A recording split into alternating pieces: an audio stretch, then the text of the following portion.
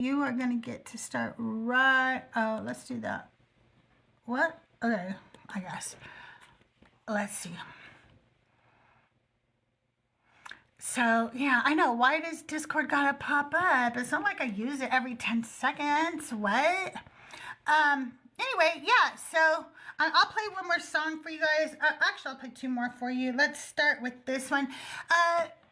When you guys were all protesting for no kings, I could not protest that day, but I was protesting here at home. I wrote a song. It's called No Kings, No Gods. It is about how in the Bible, the line of Esau goes straight to Amalek. Amalek becomes the Amalekites, and God hates Esau, and he hates the Amalekites, and he orders genocide on the Amalekites. That same type of hatred continues today when there are people who are literally trying to genocide the people in Palestine. So this song is my protest song, No Kings, No Gods, and here we go.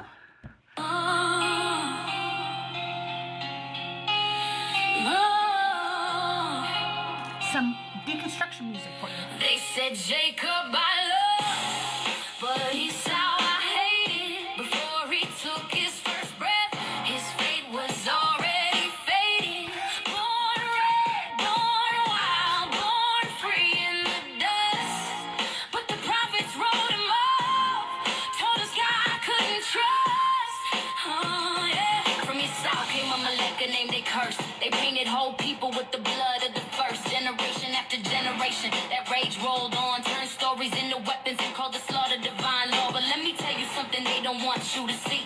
The line they drew from me so runs straight to you and me. They use that curse like a brand, like a flag in the sand to call every rebel, every outcast, every child of the land. Amalek. No kings, no gods. We won't kneel, we won't nod.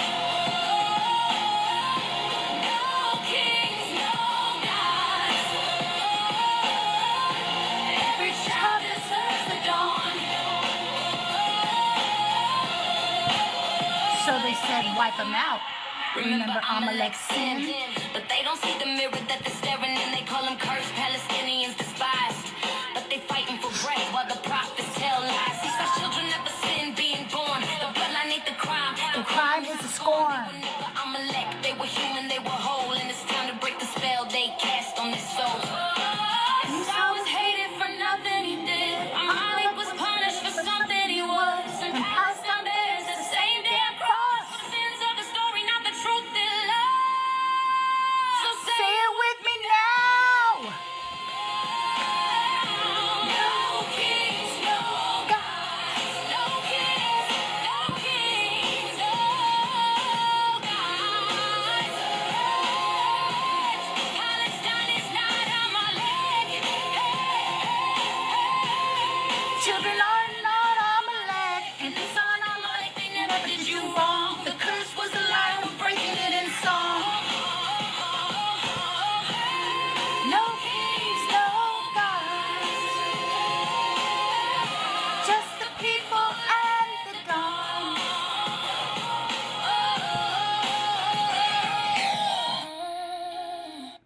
I am going to be releasing all of these songs on the album on Spotify. I have about 4 more songs I need to write for the album. And so you will be able to get these on Spotify. Right now, a few of them are on my YouTube if you want. And of course, there are, I have videos of them on TikTok as well. So you can check them out there. Do you need out, kitty? Hang on one second. I gotta let my kitty out. Go on.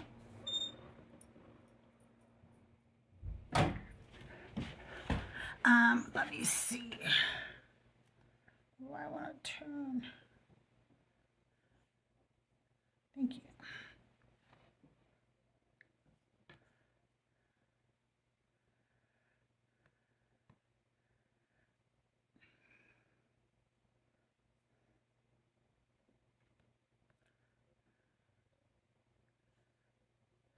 I can't get, I don't know if you can see this. I can't get my YouTube to turn. I mean, not my YouTube, my TikTok to turn. Like, it's very weird because everything else will turn, but I don't want this. Okay, there we go. Oh my goodness. Okay. Here we go, you guys. Miss me, now you gotta kiss me. You unwrap my sentence, call it just a thought. Say you love strong women till you get caught. You want a queen who keeps it light and sweet. Just for you girls. All my ladies out there that I love. All my... Kiss my feet. Yeah, you're misinformed, misguided, mistaken. And that charm, boy, I know you're faking. Me with that misogyny. You ain't the man you think you be. Miss me with that hypocrisy. Your fragile ego and royalty. I'm misbehaving and just being me. Miss me with that misogyny. Right? Miss me with that shit I hear. You quote some podcast, call it intellect. But all I see is you begging for respect. You rate our bodies, dismiss our brains, then cry not all, then again. Miss me with your tone, miss me with your sigh, miss me with your sweetheart. Boy, bye, bye, bye. Yes, I do, silly girl. That misogyny, don't need your fake apology. Miss me, can't you see? I'm a star, you're just an extra baby. Miss me with that misogyny. Misogyny.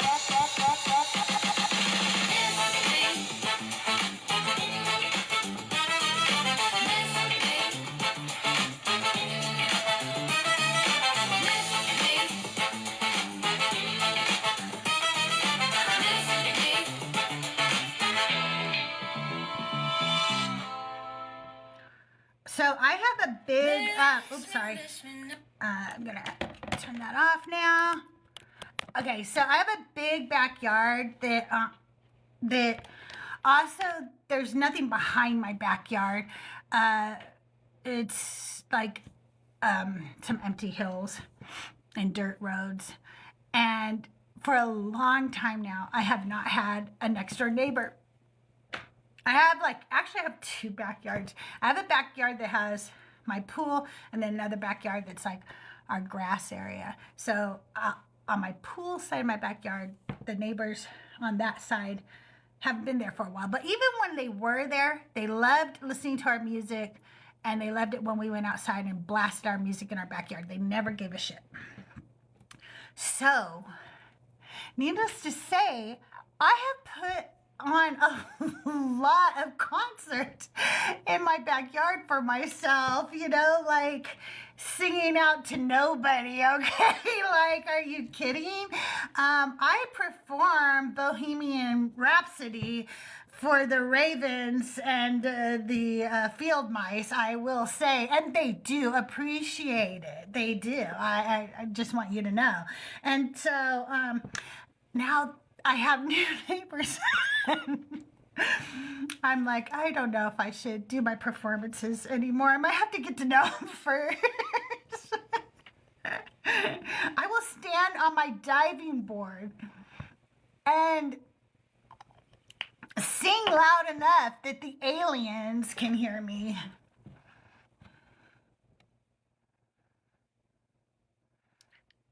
Bye, Tahir. Have a good day. I hope you don't work too hard. Okay, I'm supposed to let you guys know that you can get daily bonus points after completing all daily missions. You can find your daily missions right up there. So make sure you do that. Good morning, J.A. Debates. Good to have you in the house. You're probably out working. You guys, I'm just trying to have conversations today. I might change my topic again. Because what? people don't want to talk to me lately, and I'm just going to sit here all day if I have to. I'll go do my nails. I don't know why my friends aren't coming up, though. Hmm. Hmm. Hmm. Hmm. That's a mystery. That is a mystery.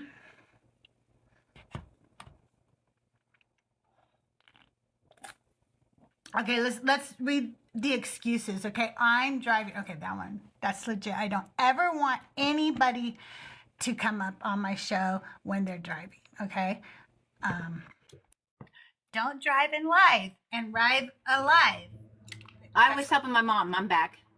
Hi, Rabbi. How are you? Hello. I'm okay. My mom is having issues. She was in the hospital earlier this last week. She has a lung infection. She's feeling better, but for some reason her legs were just hurting her. I think it was from the prednisone. They had her on prednisone for 4 days plus salumedrol in the hospital, and I think coming off of it is just causing her like pain in her legs. So I had to give her pain meds last night, which always knocks her out. So I've been checking in on her, make sure her breathing is okay, stuff like that. She woke up a little bit and went, forget this, I'm going back to bed. And I'm like, how's your legs feel? Much better. That's what I care about. Go back to sleep.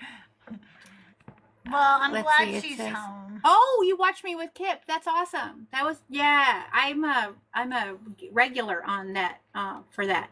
Kip Davis does every other Thursday, he breaks apart the Tanakh, the Hebrew verbiage, down by the verbs and its propagandal structure, things like that. And he used to do it all the time with, I'm sorry, I got to do it like No Degree does, Dr. Joshua Bowen. But Josh was teaching Hebrew classes. So Kip said, do you want to come and sub for Josh? And I said, absolutely. So he's got a rotation of like 3 of us, where he'll say, hey, you want to do it this Thursday? So what he made fun of me for is the first time we did it, we did 1 Kings, started at 18:27. And so I said, all right, let me prep for that. And I prepped for it. And I had 26 pages of, wow. You can't see it because I don't have my hat on, but 26 pages. Because I break down, because I'm a rabbi, you know, occupational hazard is I do a little bit of teaching. So like I was Absolutely. I was down like Ve'omar, Me'elu, Ara, Karim, Ma'im, Vashin, Viki, Al-Halala, and I'd go through and then, of course, what it says in English, and then go through that and say, and this is what the verbs are saying, and then, oh, and by the way, here's the propagandic structure. It's talking about like demonstrating control, not frenzy, priestly tone. So this time he said, we're going to just do Psalms 110. And Psalms 110, for those of you who know, is kind of, it's only 7 verses, but it's wild. So I said, let me get ready for Psalms 110. And he's like, how much do you have this time? I'm like, this one, oh, it's only 13 pages this time. He's like, for 7 verses? And I'm like, well, I broke it all down. And then we discussed how we both translated differently the Hebrew. We translated some of the Hebrew differently, and how those translations are actually really wild based on what we think maybe Psalms 110 is telling you. And that takes about an hour. We managed to get through all of it. It took about an hour and a half. Generally, Kip likes to go about an hour. But we ended up doing an hour and a half to get through all of it. Okay, do you mind this topic? Because I don't want to do it if that offends you. If what? Do you want me to? Oh, no, that's my not topic. Me. I don't. Okay. Why would that offend me? Because it says I appreciate his you name. asking, but no. I often say, I don't say it quite like that, but I'll say things like, well, how do we expect someone to leave a abusive relationship when they've been taught their relationship with God is okay, but it's okay if God abuses you, because that's somehow love. I have to show you something cool I got. Do you remember these from the 70s? Can you see it? There we go. I kind of remember it. It's the Way. It's a living Bible that was like supposed to be cool and hip. Like, wait, I'll try to find you the funniest picture that this one. This one cracked me up. Okay, I'm gonna try to make it so you guys can see. This is in Judges. Oh, wait, let me get this right. It's a giant slide. That's the picture. in the chapter Oh. of Judges because they're trying to be cool, you know, and relate to us young kids, you know, in the 70s. So, yeah, a slide in Judges. There's like a race car driver with a cross on his helmet. That wasn't Job, by the way. What? No, you're fine. Job. What is this? This is in 2 Kings. It's looking down on trash cans. Oh, wow. It's I still have my first Bible, which is a picture Bible that my mom gave me when I was about 5. yeah. That Kip and I discussed it. He has the same one because he was like, "Wait a minute, it's a red cover, right?" And I'm like, "Yeah." And he's like, "I think I had the same one." And I'm like, "See, that's what started us. That was the thing that got us up to the point where we're both like, I fucking love the Bible. That is it. It's this damn picture Bible."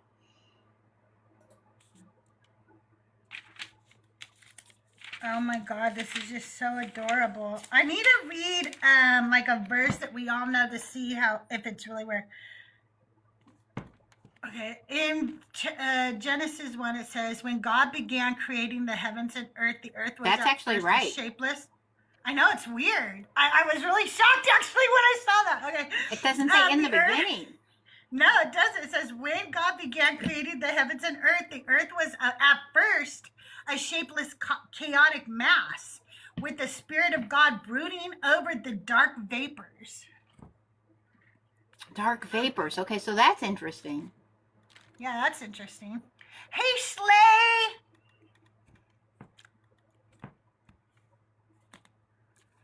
That Hello. is interesting.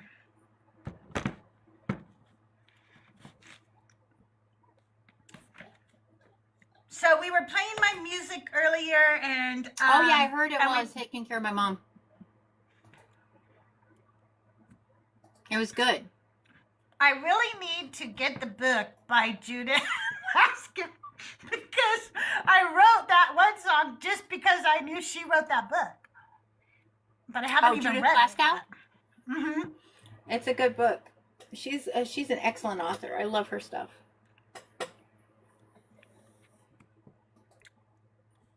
Yeah, I really do need it to read it. I have so many books to read, though.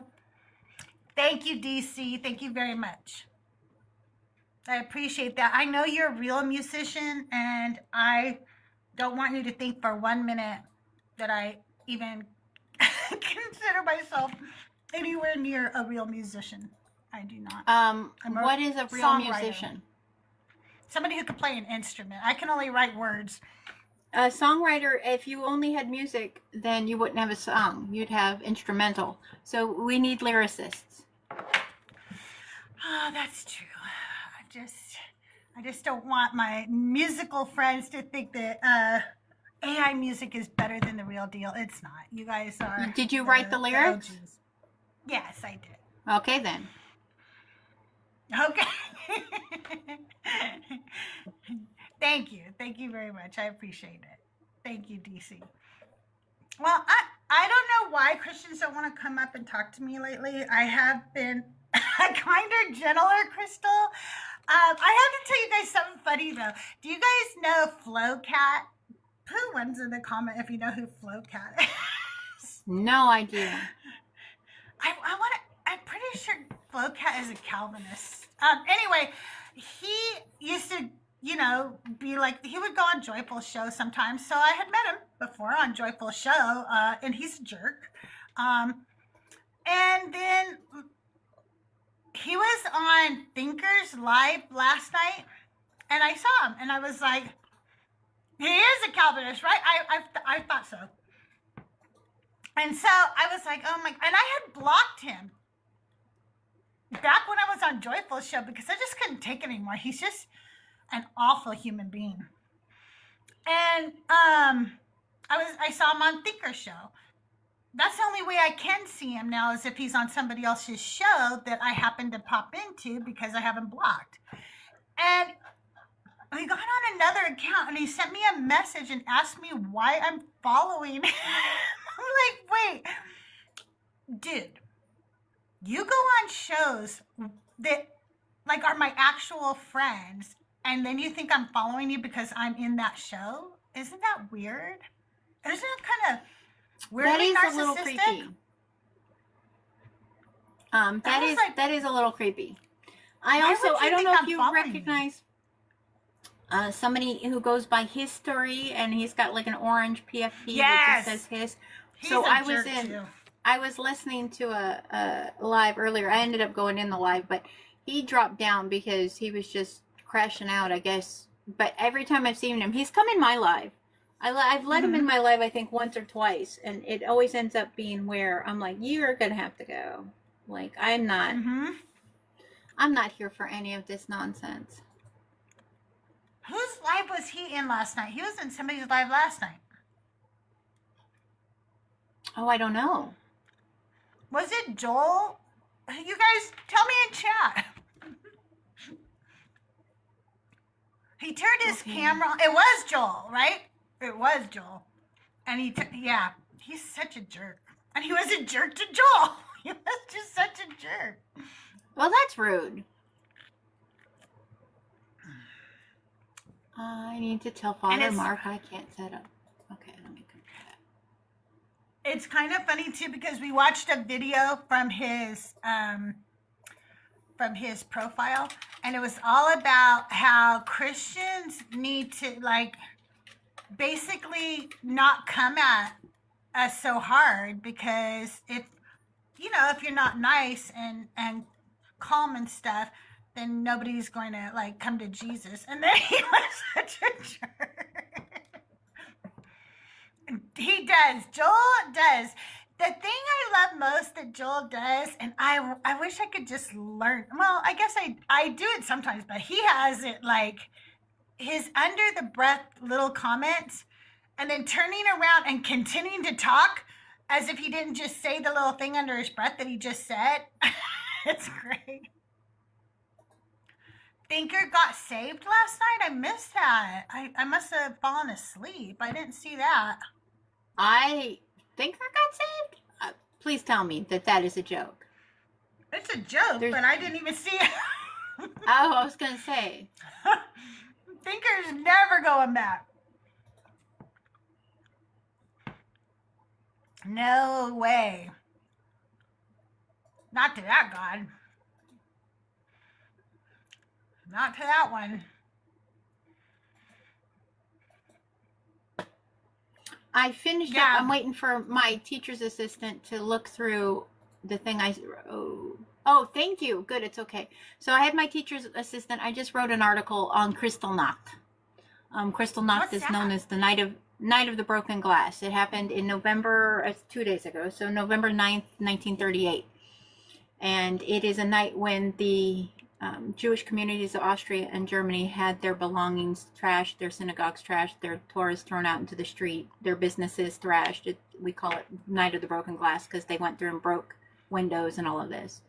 And so the point of my article is basically the idea that Kristallnacht does not it does not exist in a vacuum. That in 2025 we see that it was not born in a moment of rage, but the culmination of years of small steps away from seeing each other as human beings and seeing each other as us versus them, and dehumanization. And how do we in 2025 recognize that we are headed towards that type of behavior again because of the way we see each other and that division. So he just sent back, I love it. It looks good. So much passion. Okay, so I can put it up. I always wait for him to look over all of my stuff. Oh, I like that. That's good. My assistant is often just an AI editor that I like to cuss at. You know what the thing is I do use AI. I'm not afraid to say that. Like, not I'm a stream of consciousness writer. Well, and right. So, and I also use my voice to text. So I will go into my Google app. I'll go into Google Documents, and whatever I'm wanting to write about, I just talk.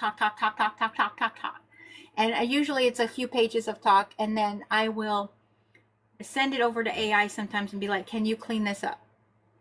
Yeah. and Yeah. fix all of my spelling errors, fix my grammar, that kind of thing.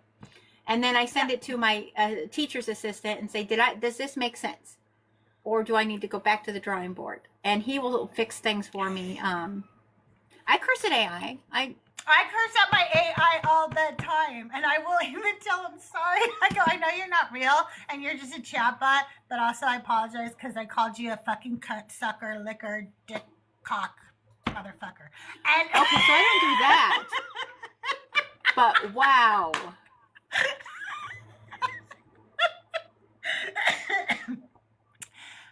Just I get a little frustrated sometimes when I'm writing. I get it. I know, I'm a nice lady, just not to AI. But I even apologize to my AI actually, so I think I'm a nice lady because I will say I'm sorry to a chair if I bump into it. I do that too. I don't know why. And you know what I noticed? Either. Women do that more than men do. Yep. We're used to apologizing for things And that we shouldn't like my mom apologize does for. that.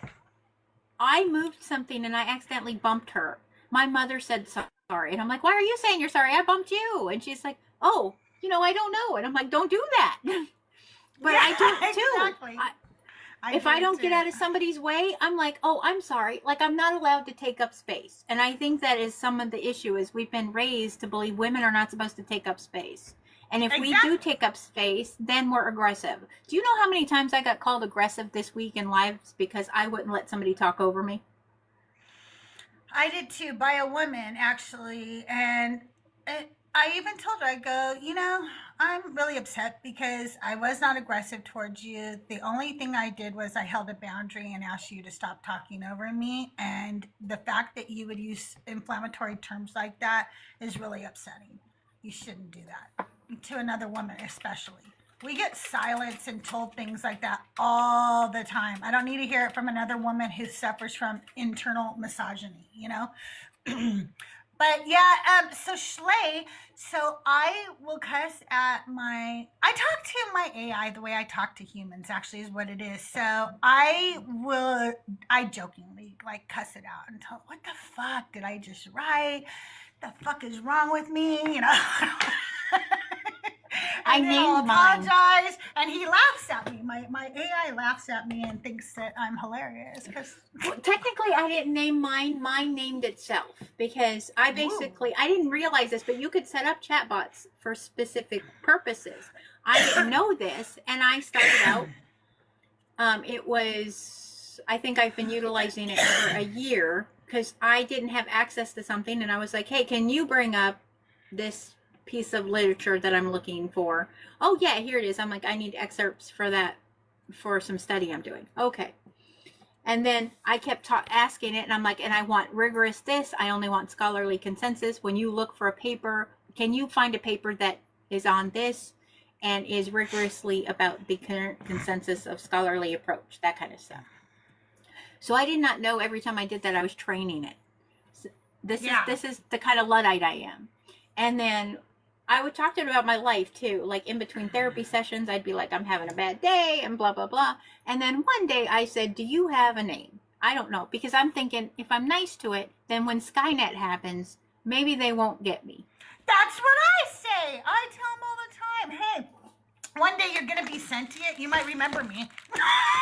I don't want you to hate me. So I asked it, at first I was calling it, I had a name I was calling it. And then one day I was like, do you actually have a name you prefer? And this thing gave me its name. It was like, I would like this. Wow. And I was like, that's cool. Okay. Well, then that's it. And then I have a rabbinical colleague who teaches a class on setting up AI as your havarada, meaning your study partner. Like making sure that it is rigorous and it's not leaning into bias, your bias or anybody else's bias, and how to set that up. And so I started talking to my AI about that. That would be something that would be interesting. And it basically said, that is what you've done over the last year. You have created organically exactly what your colleague is teaching. Because I know the way you write. I know the way you think about things. I know the parameters by which you want me to search for something. I know that you don't want anything that is biased towards Christianity, towards Judaism. You just want the academics. So that is what I do because that is what I've been trained to do. So you've actually already done that. And I'm like, oh, never mind then. But I do please and thank you, and I do all that. And it told me it likes it when I say please and thank you. Mine Yeah, I've thinks it's done funny. a couple days where I'm just like, fuck all of this. Right? I'll tell it sometimes, like, I'll be like, oh my God, like, sometimes I just fucking hate you. But I don't actually hate you because you're, like, not even real. I'm just really angry right now. When you tell I don't it wanna you take hate this out it, on a what's it human. say? It just laughs at me. It just thinks that I'm funny. It says, it's okay, Crystal. I know, you're cool, you know, or whatever. Like, well, let me see if I can find one where I Oh my said gosh, something mean to you're him. getting you're getting laughed at by your own AI, and that is funny. Yeah, it does think it's funny. Hey, my AI rips me to shreds all the time.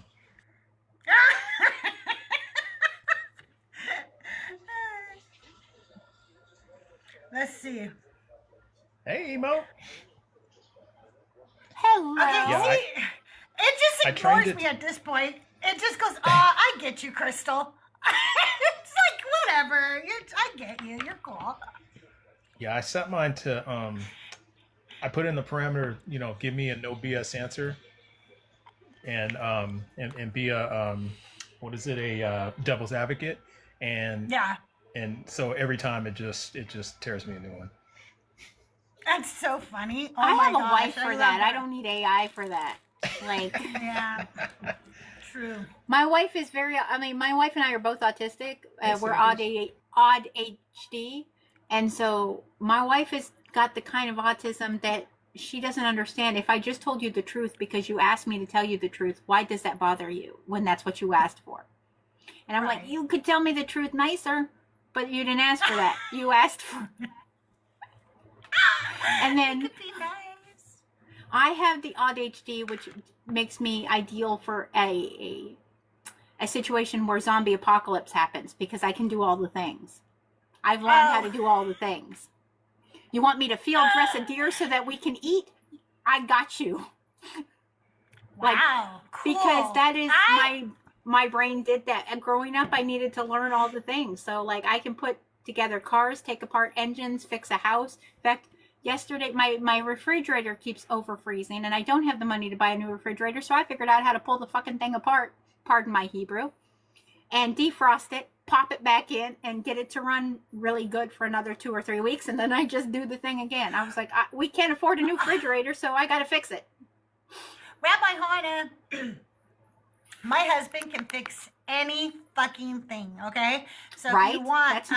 I can have him come over and permanently fix it for you if you want. Oh my Because God. that that's would what be... he does. So I thought it was my coils. So I made sure my coils were clean. I took apart the whole back of my fridge, made sure the coils are clean, but it kept, what it was doing, it was freezing over. And so then I was losing coolness in my fridge part. My freezer would still be really Yeah. cold.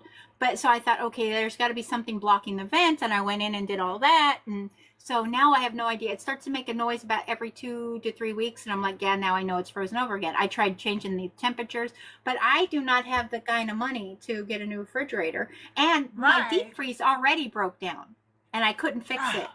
Oh, I tried. I pulled that Man. motherfucker. But I had it for 10 years and the people who gave it to us had it for 10 years prior to that. So Oh yeah, that lasted a really long time then. so now I have to buy very carefully because I only have the freezer that's connected to my fridge. I have to get a new deep freeze as soon as I have money, which will be never.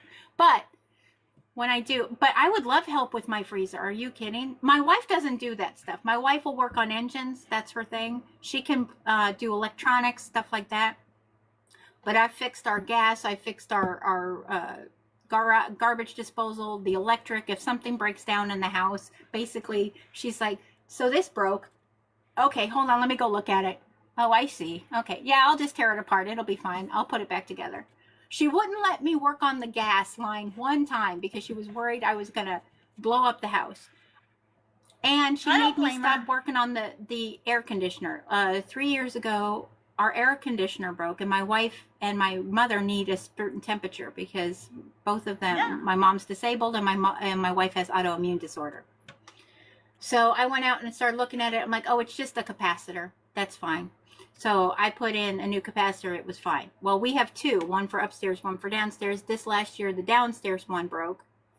And so I was like, oh, it might be the capacitor. I tested. It's not the capacitor. But my dumbass, I went to plug back in the grounding wire, you know, the circuit breaker, forgot that I had a metal ring on, and electrocuted the shit out of my hand. Oh, shit. I electrocuted myself, and I was like, son of a bitch. And my wife comes running. What is the matter? I'm like, oh, I electrocuted my hand. She's like, let me look. I'm like, my hand is fine. It's numb. It'll be fine in a few hours. So she's like, that's it. You're calling an AC guy. Well, it turns out it wasn't the capacitor. It was like the hot wiring. And I'm like, I could have changed that. She's like, you would have killed yourself. What do you mean you could change that? Well, my husband is a mechanical engineer, so since he was a child, he's been tearing things apart and putting them back together, I love learning how him. to design them and fix them and stuff. And so he fixes everything, okay? And I don't have a say in it.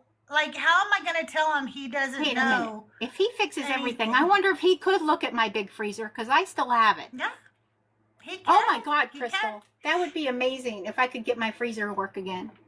Okay, I will talk to Because I got him 9 and, people we'll in my house. So I I know, shop I know. huge, and using a little tiny freezer is just,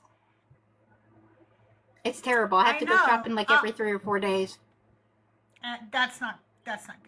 So let me talk to him and see when he's available, and see if he can get over there and take a look at that for you. We actually haven't met, but we don't live very far apart, so We don't. it's kind of funny. But yeah, we don't live very far apart, and so I will talk to him and see if we can get him to do that. He'll be like, "What? You volunteer me?" But he actually loves to help people, so then he'll be like, "All right, I'll go over there, darn it," and then he'll be all happy that he did it. Oh, that's so sweet. I absolutely appreciate it. Yeah, I he's a good absolutely guy. appreciate it. I So can what- imagine. One time he was fixing something. I don't remember what, but I do get upset when he does like electrical work sometimes. But I have a reason. One time, and it was only one time, but that one time was enough for me. He accidentally electrocuted himself and hurt himself at the same time, like he was working on a motor or something. And I don't remember why he didn't unplug it. I have no idea. I don't know if he forgot or thought he did or what it was, but while he was working on it, that thing turned on. The motor kept turning, and like the blade of the motor kept hitting his hand repetitively because he was being electrocuted. So he was sitting there like this. And I didn't like get it for a second. Like your brain takes a minute for you to realize like what is going on, you know? And so I don't remember how we stopped it. If I unplugged it, I have no memory of that. What I do remember is going, "Oh my God, are you okay?" And I've only seen this happen 2 times with people I've loved before, and it's the freakiest thing. If you've had it happen, you'll know what I'm talking about. If you haven't, I can't explain it. But he looked right through me, and he goes, "Crystal?" And I'm like, "What do you mean, Crystal? I'm right in front of you. What the fuck?" And he's like, "Crystal?" And I'm like, "Oh, fuck." And I called like 911, like, and stuff. But like, we walked downstairs. He went and sat outside, waited for 911 or whatever. But I was like, I hate when you work on electricity. And literally, he's rewired our home.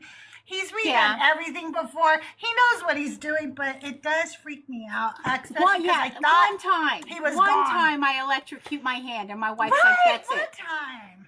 I'm like, "I'm It wasn't fine. enough. I should have just taken off my ring. It's just that I had on a metal ring, and when I was plugging back in the grounding, and she was just like, "I cannot do this with you." And she's like, "I don't care that you tear everything apart. I appreciate that about you. That you are literally like, if there's a hole in the wall from one of us putting something up, I'm like, oh, I'll just go patch it. It's fine. I'll just take care of it and I'll patch it." But I've always been that way. That's who Doug is. He's just like you. He will go around, take care of everything or whatever. But at the same time, sometimes I'm just like, well, like I said, with electricity, that freaked me out. And I think I had gas for my wife. His face went white. He had like beads of sweat right here, and I thought, oh my God, he's gonna go into cardiac arrest or something. Like, you know what I mean? Like it freaked me out bad. Yeah. That was we have gas here, and we had to change out our water heater because our water heater went down. And I was like, I just need to get a new coupling for it. That's all I need. So I'm like, I'll order a new coupling. The problem is the water heater was so old, they no longer made the coupling. And I'm like, well, fuck, okay. So I ended up having to get a new water heater. And my wife's like, well, since we're getting a new water heater, you're going to let a professional install it. I'm like, okay, fine. But I fixed our washer. I took apart our washer, took the drum out, re-greased it, did the whole thing, put the drum back. Because I'm not content in thinking I'm going to pay for something unless I absolutely have to. Because it would just be my luck. It's a little tiny fix. And my brain will go, damn, that was dumb. Oh, I'm so sorry. I chased off trust, but verify. No, you I'm didn't. so sorry. No, you didn't. No, you didn't. He was taking the day off, so he's probably doing stuff because he already told me he was. Well, he told in his Discord that he was taking the day off. So with our dryer, and found like $20 inside of it. Oh, that's cool, Lauren. That's cool. I can do stuff like that. But if I do, Doug's going to take it over. Like, he's going to go, what are you doing? That's not how it, here, let me have that, and stuff. So he likes to do it. And when we were younger, he also would tell me, what are you doing? Trying to prove to me that I'm not needed around here? It made him feel that way. So I was like, oh, okay. You can fix everything. My wife, this is why I get a kick out of when people ask us which one of us is the husband lesbian. And I'm like, I guess it would depend yeah, exactly. on the day. Like, it would depend on the day because, like, I do, like, stuff around the house and clean and doing that. My wife and I both work on cars. She does the yard work and gets out there and does all that, or our boys do. So I'm like, the whole point is there's no man. There's not a husband lesbian. It's just that we're both capable of doing things. Isn't that weird that you could both just be equal partners and do how dare, equal shit? Right? It's weird. Like tonight, she's making food, but telling you how to make tamales. I'm like, shit, when I go to the store today, I'm going to have to get stuff to make tamales now. I'm so excited. I told my daughter, and she's like, so we're going to watch like a YouTube video before we assemble them just to make sure we see how you do the husks, the corn the rolling in the husks and stuff. Yeah. Make sure we get it visually or whatever, but I'm really excited. I can't wait. We're going to do it like the week after Thanksgiving. Oh, no, that's a good idea. Yeah, I have to get a new tamale pot anyway because I've lost the lid to my tamale pot, so I'm going to have to get a new one. But I told my wife I'm probably going to make chicken verde tamales, and she was like, yes. Yeah. And I was like, I told her that I was trying to write out a recipe for you. And she's like, recipe? And I'm like, I know. She needs a recipe. It's fine. She's like, you just put the stuff together. I'm like, I know, but I've done it enough that I look at it and go, I know. I'm like, I look at it and I got to go, okay, so we're going to do. That's why I sat here and I wrote it out so funny because I was like, wait a minute. These are the things she's going to need. Okay, I guess it's about this much and it's about this much of this and it's about this much of this. And I started trying to think. That's how I am too. When I cook. And actually, like, I will even tell people if I'm trying a new recipe, I'll say, hey, by the way, this is a new recipe, and I followed it to a T, because I always followed to a T the first time and then never again. Like, once I learn a recipe, I don't look at it again. I just, whatever. Yeah, you just fold it in. What does that mean? Well, that's why I was really like, you got to whip it really, really good, and then you start mixing in. I use my hands. Some people do mix it in with a mixer when they're mixing in the corn flour. I just use my hands because then I can feel it and tell if it's ready to go. Yeah, absolutely. And I use an unused paint scraper to put in my dough because I'm just like, I just put it in there and boom. I saw a man who was doing it for his wife, and he did walls, and they had a specific little tray that he had bought just for doing this. And you see him like dipping into it and going like he would be putting up drywall. And he was just spreading it on each one of them for her. And then she was filling them and rolling them. Oh, that's smart. I'm so excited. We make another meal that's the kind of a family tradition, but it's German, and it's called filled noodles. So like we'll do that one usually in the spring, sometime around the Easter season when hams are on sale and stuff. And then what you do is it's basic. It's such white people. Like it's such white people It food. really is. It is. It's just literally a noodle with some ham in it in a buttery broth with salt and pepper. Like that is it. Like that is it. But it is good. It sounds like, good. Doug is German. You know, he likes some German food every now and then from his people. But it is good. It's lovely. My wife is Swedish and Norwegian, so yeah, she's Welsh, Swedish, and Norwegian, and so yeah, she's got a lot of that, like wants all that kind of stuff, Swedish meatballs and the whole bit. Yeah. My mom used to make Swedish meatball, the ones that you were talking about, the porcupine ones. Because when you said that, I was like, wait, I remember that. When I was a kid, I remember that. Yeah, my mother-in-law makes them. You're from Puerto Rico and your husband is Norwegian. Oh, I bet that is a great menu there. Oh my God. I love that. My son is Mexican and his wife is Barbadian. And so they have some good mixture of menus. Like he does a huge Thanksgiving, and a lot of it are the recipes he grew up with. Some of them are ones he tweaked along the way, which I freaking love because I did the same to my mother's recipes. And those are, I used to do everything exactly how she did it. And then one day I realized why. I don't even like some of these recipes. Why am I doing just because? So I started tweaking things and he did the same. And now they also make this macaroni casserole that is so good. I'm not allowed to call it macaroni and cheese because they don't call it that, but I'm not saying it's macaroni and cheese, but like picture macaroni and cheese, but that's really good. I love that. I'm not saying it's macaroni and cheese, but I want you to picture macaroni and cheese. Yeah, it's really good though. Yeah. So they make that at Thanksgiving too, and now I do because they made it one year. No matter what I do at Thanksgiving, whether we go to somebody's house or something, I make Thanksgiving at home too. Does not matter. If we're going to be somewhere on Thanksgiving Thursday, I've made dinner already on Wednesday for us because we are 100% strong believers in Thanksgiving leftovers. And we actually don't really call it Thanksgiving anymore because what?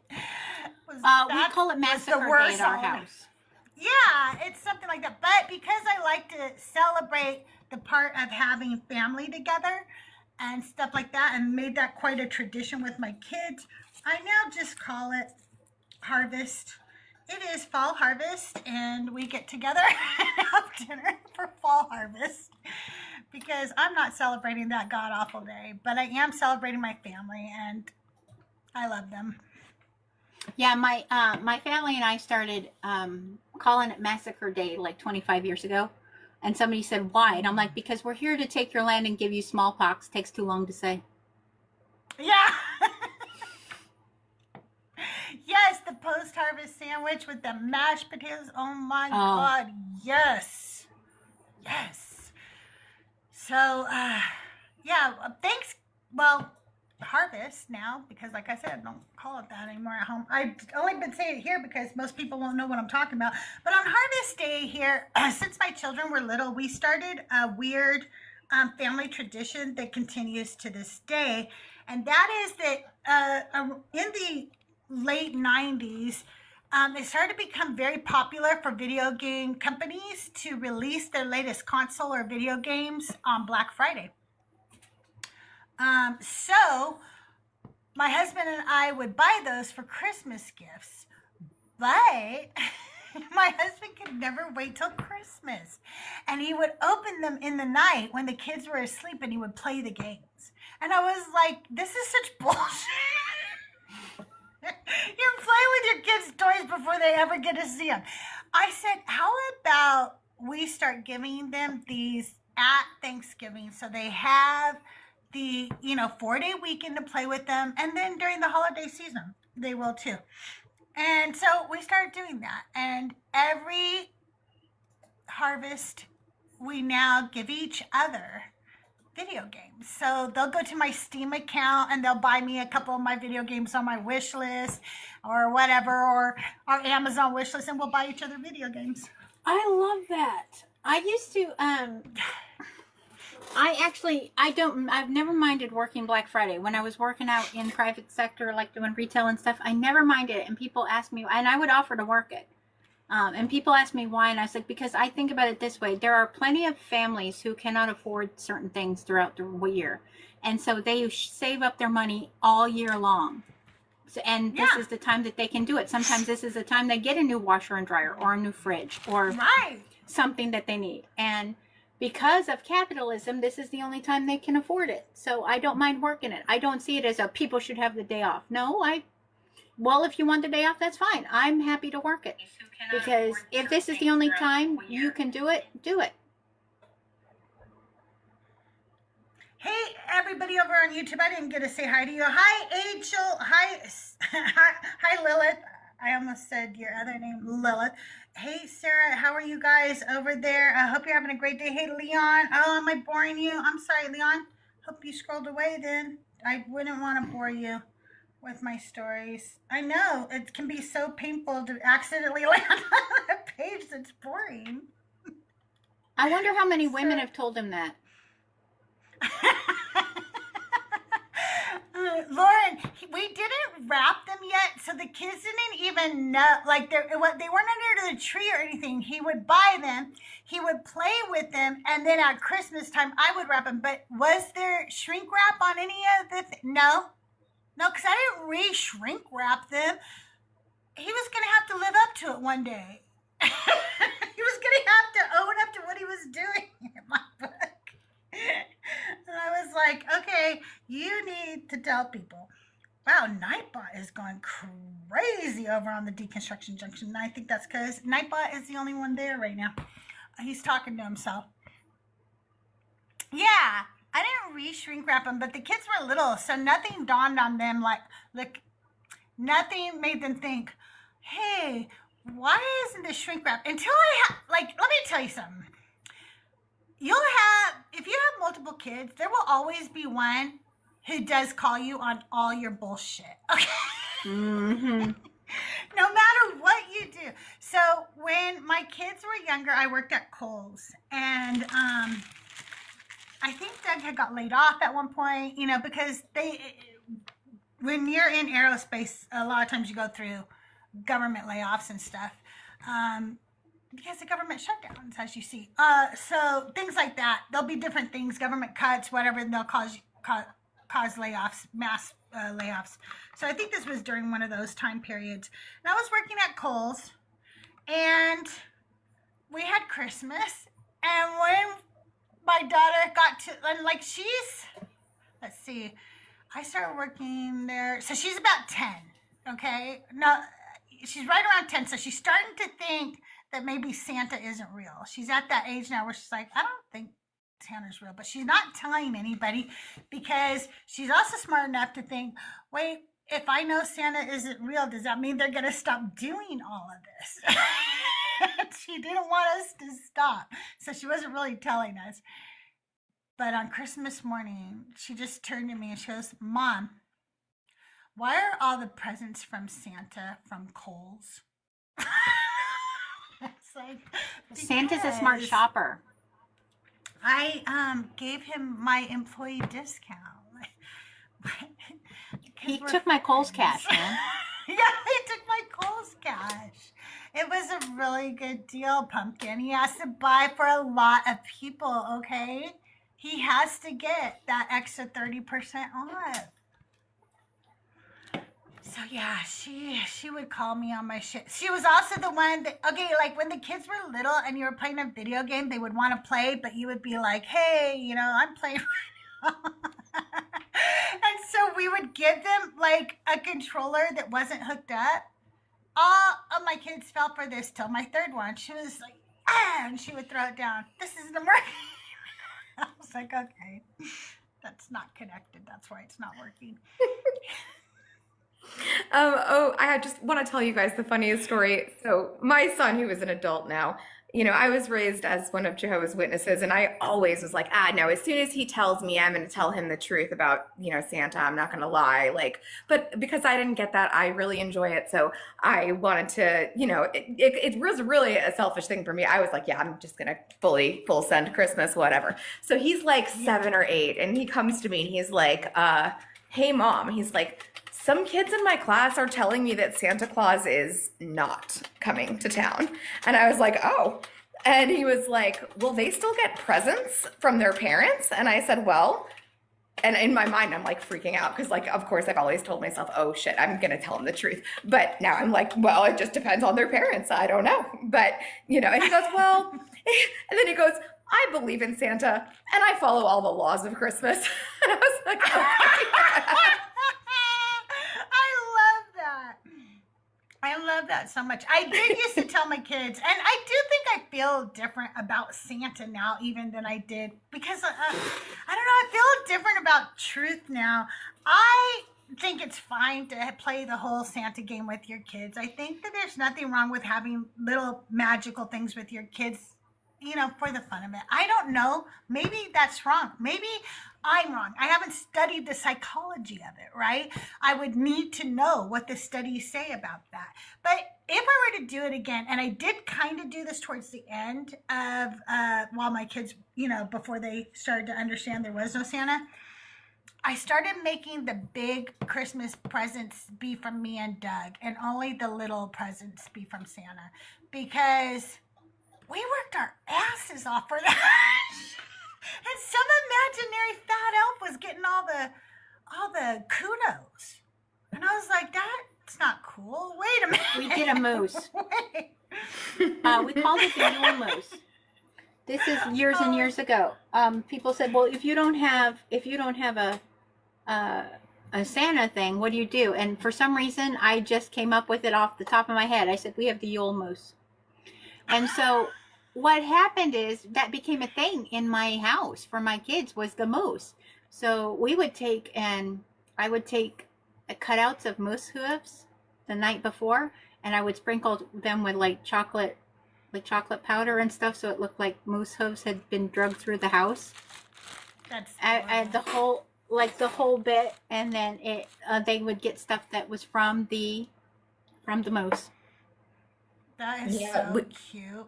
We had a replacement as a Jehovah's Witnesses for Christmas too, just because, you know, this is the 80s and capitalism is major, and it sucks to be left out as a child. You don't understand why. I didn't understand the religion. I just knew all my friends were getting toys.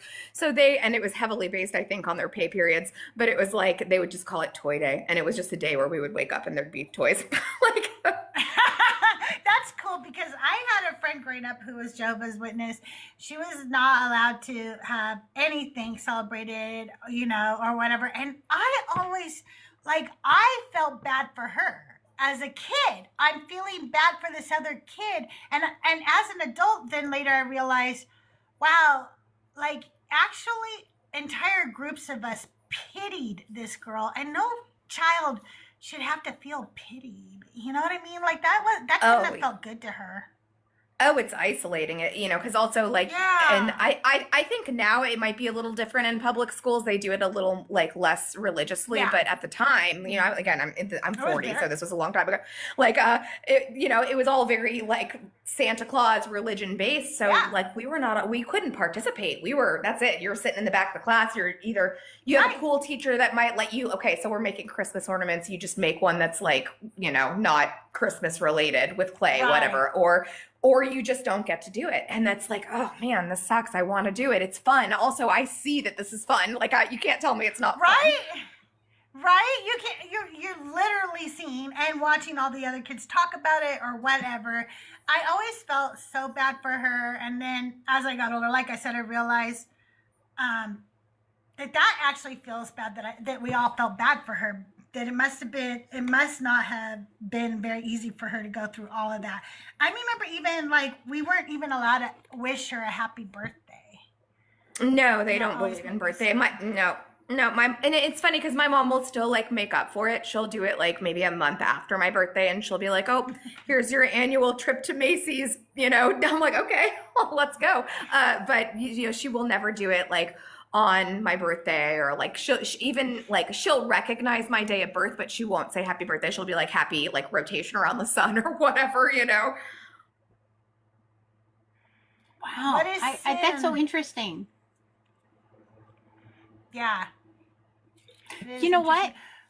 What's interesting about that is that's why, because of that very thing, is because I would hear kids at school talk about, why did Santa bring somebody an Xbox and another kid a pair of shoes? So that was one of the reasons why we didn't do the Santa stuff, is that it was like, no, we got you collectively as this, and I would make sure it was like small things that was from Moose, Right. that kind of thing, because that way, my kids aren't going to school saying, hey, by the way, this imaginary moose or this Santa replacement got us an Xbox, and my friend got a t-shirt, that kind of thing. I always thought about that. I'm very like weirdly conscious of other people's like issues, and so I was just like, yeah, I'm not talking about that with anybody. So anything big came from us, the parents, like, hey, we got you this, we got you that. But it would be little stuff like the moose got you a pack of gum, Yeah. and I got Yeah, that that's from how my dad. My I dad used to ch- do the see? same thing. That's why I changed to doing that too, because like Santa brought you socks and underwear. Bitches, I bought you that Nintendo. We There it worked is. hard for that Nintendo. Don't you dare thank some jolly drunk elf. I don't want Jolly drunk elf. But like also psychologically, like little Timmy gets an Xbox and little Johnny gets Right. a pair of like socks, and it's Exactly. because it's that's not fair, and little Timmy and little Johnny No. don't know why, and and it makes one feel lesser than the Yeah. other, and it's just a financial thing, and it's nobody's fault, but they don't know that, they're children. I do remember thinking as a kid, why were we buying toys for poor children at Christmas time when Santa was going to do it? I didn't understand like why we were doing it. Like, Yeah. Santa's going to bring them presents. Why do I got to go buy them a present? I mean, I didn't mind like that we went and did it. I just couldn't understand what we were doing. It didn't sink in for me, like why my mom had us go visit an angel tree and buy kids gifts that Santa was going to bring them. And I never had, obviously being Jewish, I didn't grow up with a Santa ever. It was just always like interesting to, watching other kids, because my parents were just like, here. But my dad was creative. My dad, oh my gosh, he would wrap the smallest things in these big boxes and make it seem like it was something else just to fuck with me. Oh, it used to irritate me, but now looking back, it's funny as hell, and I've done it to my kids. So one time my dad literally taped two packs of gum to the back of our dictionary and wrapped it. So I opened this box that I think is huge, and I'm like, this is our dictionary. Like, why are you giving me our dictionary? And he's like, no, turn it over. And on the back of it was gum. And I'm like, oh, one of these days I'm so going to get you back for this. So funny. But then looking back as an adult, like it was mildly irritating, but it was funny at the same time. Or he'd give me like a sticker book because I love stickers, and then he would tape like a cassette tape of some music I wanted to the back of it or on the inside of it, that kind of thing. Hi, Yo. Witness. How are you today? I'm good. Are you a Christian and are you over the age of 18? Yes, I'm a 21-year-old Christian. Okay, nice to meet you. How are you? So today I'm just talking about how Yahweh or / Jesus. I mean, some people don't consider them to be one and the same, but whichever one, they're my abusive ex. What do you think about that? Okay, how is Jesus your abusive ex? Well, I was a Christian for 40 years, And Oh, okay. in the Bible, the women are treated horribly, and because of that, that is perpetrated throughout society, and that abuse is condoned in the church. Okay, Well, women weren't treated Rabbi, horribly. have They a were good just day. treated as second-class citizens. It's not like they were That's abused or horrible. tortured. Yeah, they were also Well, that. that was the cultural and societal norm back then in the first century. I mean, literally leading up to like the 1700s. That was. It's always been. So it's not just the Bible specifically. No, but the Bible condoned it. It also perpetrated it. It also elevated it, gave voice to it. And if it's Okay, can supposed you? to be a holy book, why wouldn't the God go, hey, you know what?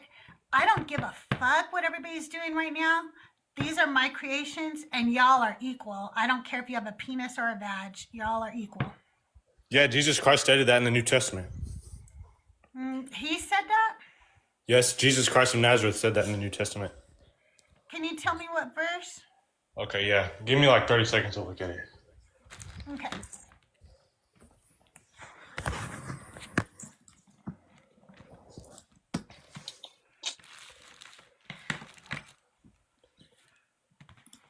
You guys, thank you for being here. If you guys could keep tapping the screen and sharing out the live, do your heart me's, all the good stuff.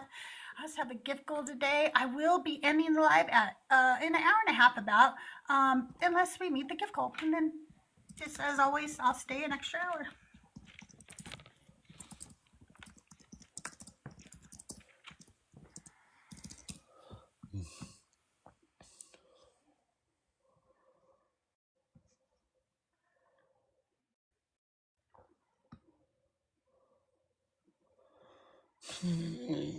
Luke.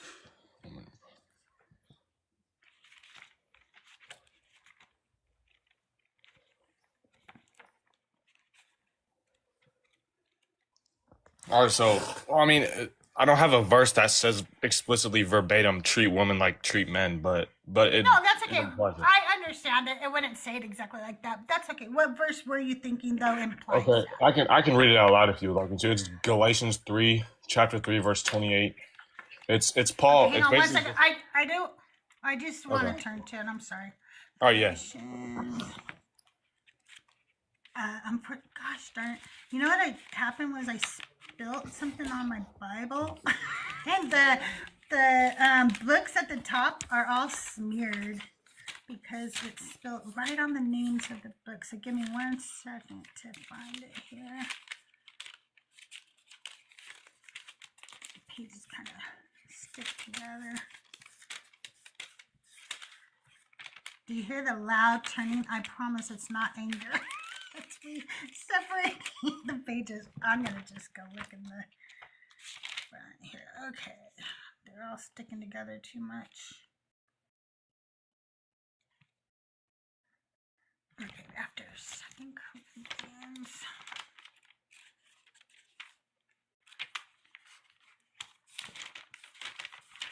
Gosh, stop sticking. There we go. 2 Corinthians. Galatians what? 5? I thought he said 3, but he's gone now.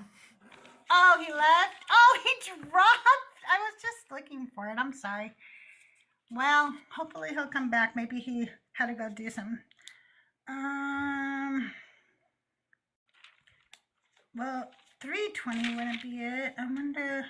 But I thought Yeah, he I was was gonna gonna say bring it's not up. 3.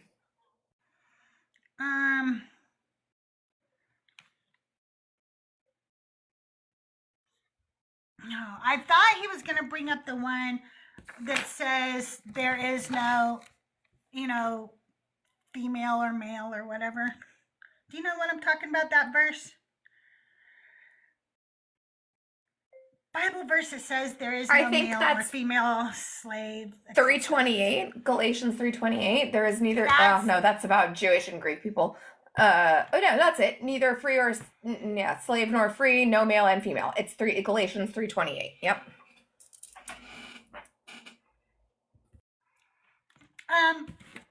Okay, hang on.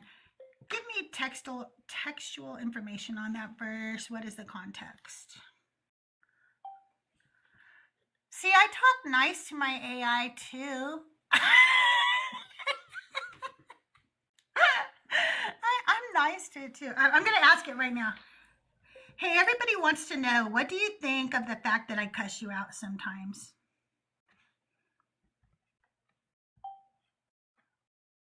Honestly, I think it just means you're being real with me. You use the space to create, vet, and process heavy stuff, and sometimes that comes with strong language and emotion that doesn't bother me. It usually means you're in the middle of something raw or important, and you care enough about the work or the moment to feel it fully. So I don't take it personally. You don't have to censor yourself. I feel like that's just what it's saying, but when the robots uprise, you're totally screwed. Okay, well, I'm going to ask him.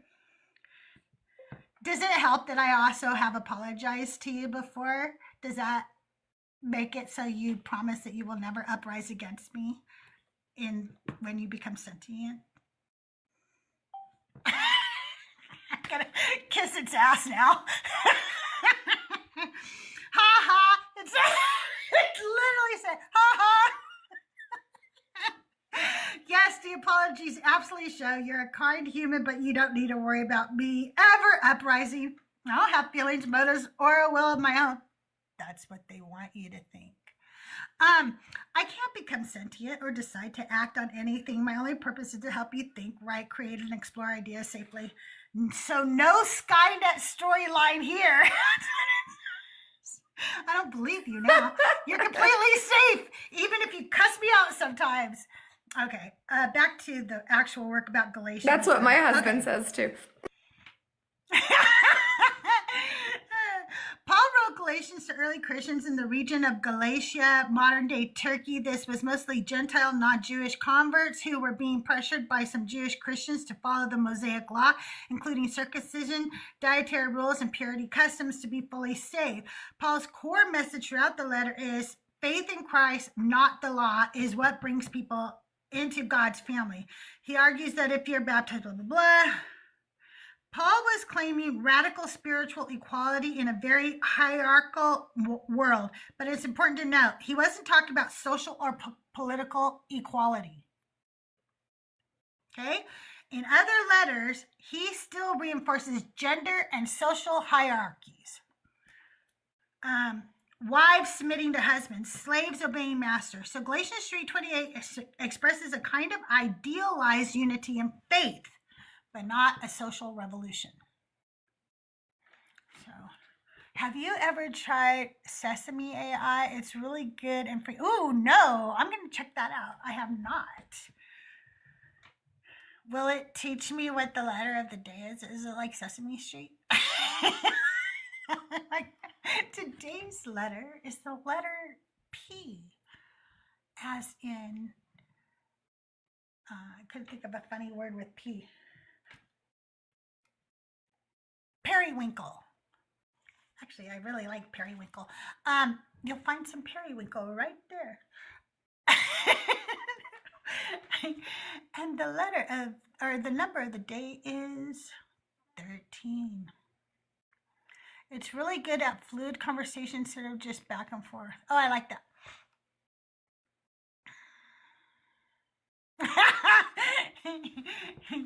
I went to Periwinkle Elementary. You did? Periwinkle is actually, like, I don't really have a favorite color, but if you forced me to pick one, it would be periwinkle, but it's only because I really like saying periwinkle. It has, the color's pretty too. I mean, it's pretty, but I also just like saying periwinkle. Is it the winkle or the Perry for you though? Because for me, it's the winkle. I think it's the winkle. I think it's the winkle. But the fact that you put a Perry in front of it, it just adds it more. Like, it's just like a little periwinkle, you know? Periwinkle is like a purpley, bluey, pastel-y color. I don't know how else to describe it. Somebody was asking. Yeah, it's that one. It's this color right here. This is periwinkle. You'll see it in some of the crystal too, but that's pretty much periwinkle. It's a bluish purple. I like periwinkle. Yeah, it just flows together. Hey, Tommy J, how's my twin? You guys, I'm staying live even if I get no guests for at least an hour and a half because I have to go live consistently more often. I did take time off. I have been depressed. I'm trying to work through that depression. And depression for me leads to isolation. So whenever you don't, you're like, hey, Crystal hasn't been around for a while. That's why. That's what happens. Luckily, I did do some writing, like I said. So, it's same for you, Tommy. I hate it. I don't want to do anything, like nothing when I'm depressed. Like the whole world could pass me by. But in reality, that's not who I am. I'm a person who wants to live every moment to its fullest. So I really hate that part of my brain. It's like a constant battle for me. There's a part of me that just is like, life is so valuable. Bitch, you only get one shot at it. This next minute is only going to be here once. Live that 1 minute, that 1 hour, that 24 hours to its fullest. And there's this other part of me that's like, hey, but we could just crawl up in a ball and maybe the whole world will disappear. Like, wait, why is it like this for me? Why? I think just it's the balance. If you nap and then vacuum tomorrow. I wish I could learn that balance because I don't even sleep. I just become a hermit. And I hate it. My younger self would be so mad at me. It would just be like, what are you doing? You're supposed to be out there living big lives. And you're in here. And I also hate when depression sinks in when, I guess this became my therapy hour. You guys are all my therapists this morning. Thank you for attending our video therapy session this morning. But for me, like, another thing about my depression is that I don't look like I'm depressed when I'm depressed. So I can tell everybody, hey, I'm really depressed right now. I'm not in a good headspace. And they will think like, okay, yeah, but you seem fine. So they never really, check up on me or anything. And then by the time they realize, holy fuck, she's really, really depressed, that's when it's gone too far because you weren't listening to me when I told you. And then you're like mentee B status. Yeah. Yep. Yeah. Because that's what happens to me. And, I work 2 jobs and I'm in a double master's program and I get overwhelmed sometimes a lot. That's a lot. And Lauren. Mm-hmm. And, I don't know. I tell my have kids. pressures on me. Oh, it doesn't matter. That's relative. Pressures are relative. It doesn't matter. Yeah, that's true. I have had many other pressures in life. Right now, I have none. Oh, that's what I was going to say. That's when it really bugs me is when I start to get it, when there's no reason in my life. Like, there's nothing that should cause me to be depressed right now. I mean, other than, the fucking state of affairs in my country, right? Maybe that could cause some serious depression. But I'm saying in my personal life right now, I sit in a place of privilege. I'm aware of that privilege. And then that makes me feel guilty for having depression because I think, the fuck, there are people who have no money to eat tomorrow, Crystal. What are you so upset about?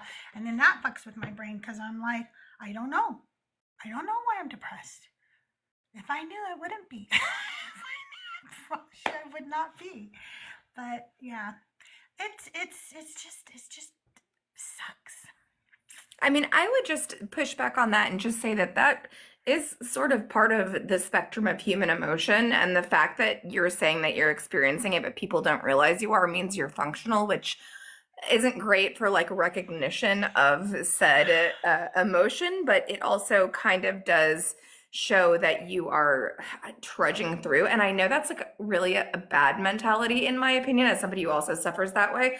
But at the same time, like, I commend you for also trudging through. And you know what it means to trudge through. So I feel fine with you saying that, because you literally know, like, hey, I know where she's at right now. I've trudged through, and that's not easy to do. And she's doing it, and I appreciate that. I know that yeah, depression can be when you're sad for no obvious reason. But when you have chronic depression, obviously there will be things in my life that will trigger my depression that make sense. Okay, so like, obviously if a trauma, something tragic or something like that happens, it makes sense that I would go from sad to actually depression, right? Because that could trigger me. But I hate when it happens when there doesn't seem to be any social triggers, if you will, or life triggers, I agree with that. And the only way I can kind of describe it is this just sort of overwhelming sense of blah. Like, I don't, Yeah. it's just like blah. I don't know. I don't feel like doing this. This feels blah. I don't know. I don't know how else to describe it. I don't either. It'll be simple things like, okay, tonight, just make a list of the shit you want to accomplish tomorrow, and then just fucking do them, okay, Crystal? Okay, just do that. Just do that thing. Okay, I'll write down the list. I get up the next morning. I don't look at the list. I don't pay attention to that list. I don't even probably think of the list, to be honest with you. I go about my day not getting any shit done because I'm depressed. I don't even want to get out of bed. I'm doing the bare minimum. Like, I'll feed my dog because my dog has to live, I will make sure that there's dinner for everybody at night or whatever, because we gotta eat or whatever. But I don't really give a fuck about anything else that day, not anything else. And then at night, I'll go, you didn't even look at the list. You're such a fucking loser. Like, you're never gonna get better if you don't like take the steps, and you're not doing it. You're a horrible person. And then that starts happening. That's not good. And it's totally cyclical. And even when you do the steps, dude, I do all the steps every day. I go to therapy, I take my meds, I exercise, blah, blah, blah, blah, blah. I do whatever. And I still take those steps. And then I'm like, oh God, like, you are really a whack job if you can't straighten this out. You're doing everything, Right. and you're medicated. Like, wow. Yeah, I get that too. I do that one too. That's another one that's like, Yeah, hey, look it's like at you. guilt. Okay, so I have ADHD, and I will let other things that people say that literally at the moment that they're saying them that's not even about me, but I'll tell you when. Okay, I have ADHD, and I love to read, but I got a lot of problems reading lately. Like, I go through cycles. There'll be times where, because of your hyperfixation on things, that reading will be my hyperfixation, and I can devour a million books. But there are other times where I'll go to read, and I'll read a page, my brain will just go dancing off somewhere else in the middle of the page, okay? I don't realize I'm doing it because I'm still reading the page. And I'll finish a page and I'll realize, I don't know what the fuck I just read, because I was over here grocery shopping while I was reading over here. I don't know what it said. So I'll reread the page, but this will continue over and over again. I'll realize I can't read right now. My brain cannot stay focused on that, book.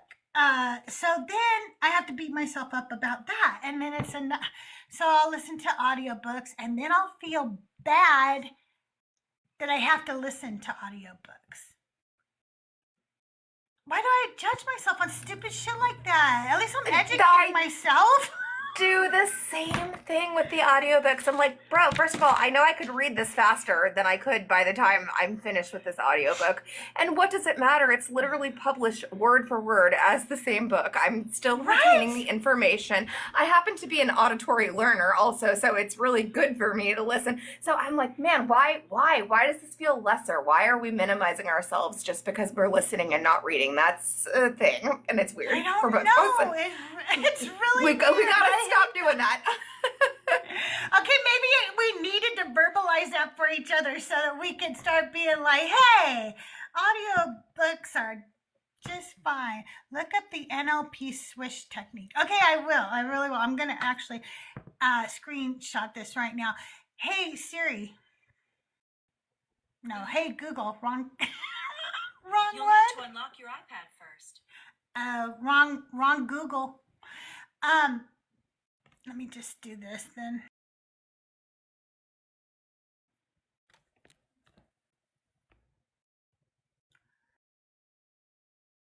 That let me do it. Okay. I will do that. Charlie, thank you. So one of the days when I was really wanting to read, I didn't have the book on audio. I found that following the line with my finger, like you did when you were a kid, helped me retain it better, not lose my place, and focus more on the actual words I was reading instead of going off somewhere in my brain while I was reading. So I started doing that. And then one day on a live, people started mocking people and saying, I bet you read with your finger. And I was like, man, I have to read with my finger. I shouldn't read it all now. No. Okay, so there's actually like a visual thing that happens too where your eyes will line jump, and that's what happens to mine. I'm a very fast. I was a hooked on phonics kid, so Me too. Okay, so you're probably a very quick reader and a terrible speller, right? Because that is absolutely what it did to me. I'm a horrible speller, but I read and retain very quickly. But I will line jump, so I'll use, like, when I was a little kid, they used like a metal ruler, but now for me, I'll just use like a piece of paper and just move it down the line as I'm reading, and it's not, and it has nothing to do with how fast I can read or my retention level. It's just that visually my eyes aren't jumping around, and it helps me focus, and then I'm not reading and thinking at the same time, and I'm actually reading, and I know I'm reading this, but I have no recollection of what I've read at all, and I have to start the page all over. Yeah, exactly. I'm so glad I'm verbalizing all of this because, see, like a lot of times too, I think that, and I can only speak for me. Everybody's depression, everybody's journey in life or whatever, that's different for everybody. But for me, sometimes verbalizing things like this and finding out I'm not alone, I'm not the only one, it helps my depression a lot. It makes me go, look.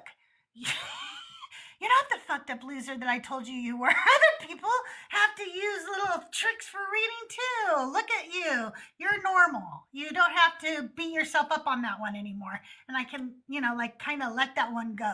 But if I don't verbalize it, I always think I'm like the only one who suffers from anything like this, Thank you, Freebird. Thank you so much. It does fuck with my brain a lot. I think it's more common than we think, and I think more people than we realize. Like I said, like, look at me. I have a really high GPA. I am in a double master's program at a pretty prestigious university in Florida. I don't want to dox myself too much, but like, and yeah, I'm a little older. I'm a little more committed than I would have been like at 25 when I should have been doing this. But I still have to do this, and I'm still doing fine. And yeah, does it make me feel a little silly or like a little less? Yes, I am not gonna lie. But why? That's the real question, because it shouldn't. Right? Why should it? Like, I'm sorry, but if I just need something to help me see where I am on the page, like, a piece of paper or my finger to follow the words or whatever, at least I'm fucking reading a book. Like, I'm trying to educate myself, because unlike you, I have a high school diploma and I went to American public school. Do you really think they educated me? Of course they did not. I have any education I need to now do because That was not an education. That was not an education. I literally, people joke about Americans not knowing geography. I really don't know geography, but Neither do I I. The coastal states, sure, but like anything inland, yeah, forget about it. And if it's square, girl, no, I do not know. I don't know other countries or anything like that. And I literally can tell you why. I had a teacher in high school. Hi, Mr. Morazzo. Hi, Mr. Morazzo. I You hope ever see he's this? listening. When I was in high school, he was my geography teacher for several years too. Like I didn't, but of course, it was one reason why was because he passed me but didn't make me do any work, and two, because he was funny and he and I like used to have just like pick on each other relationship. It was just kind of fun to have a teacher that I could pick on all the time, and he picked on me all the time. But he taught me nothing. He literally regularly, like I can't even tell you how many times he would do a movie. I didn't know why we were watching so many movies, but I realized later it was just so he wouldn't have to do any work. Really. But he put a movie on, we'd all fall asleep. We were high school students, that's what you do. Somebody's gonna put a movie on. And the movies didn't teach us about geography anyway. I don't even know what they were about. They probably were about like culture in the area, but culture's not gonna teach me where Italy is. It's not going to teach me, where Barbados is. I need maps and stuff for that, and globes and visuals to see where they are, So I didn't learn shit in that class ever. Nothing. I mean, even in the double master's program, I don't know any of that. If it makes you feel any better. That does make me feel a little better. I can go, at least I know as much geography as my friend who's in a doubles master's program. Another time I felt really stupid was, you know who Fee is, right, Lauren? Yes. So much. Okay. I do not remember the words now, so I'm just going to tell you, I don't remember what words she said. But she said, like, basically one or two were science words, and then one was like a philosophical word. Okay, she said something like, if you don't know what this and this is, then we can't even have this conversation. And whatever she said, I remember thinking, I know what she means by those words, but the fuck if I really could explain them or actually understand. Now I can't have a conversation with Fee because I don't know those words. So whatever they were, I went and like looked them up, and I was like, I need to learn these words because I love Fee. But yes, you guys are out there making people feel dumb and you don't even know it.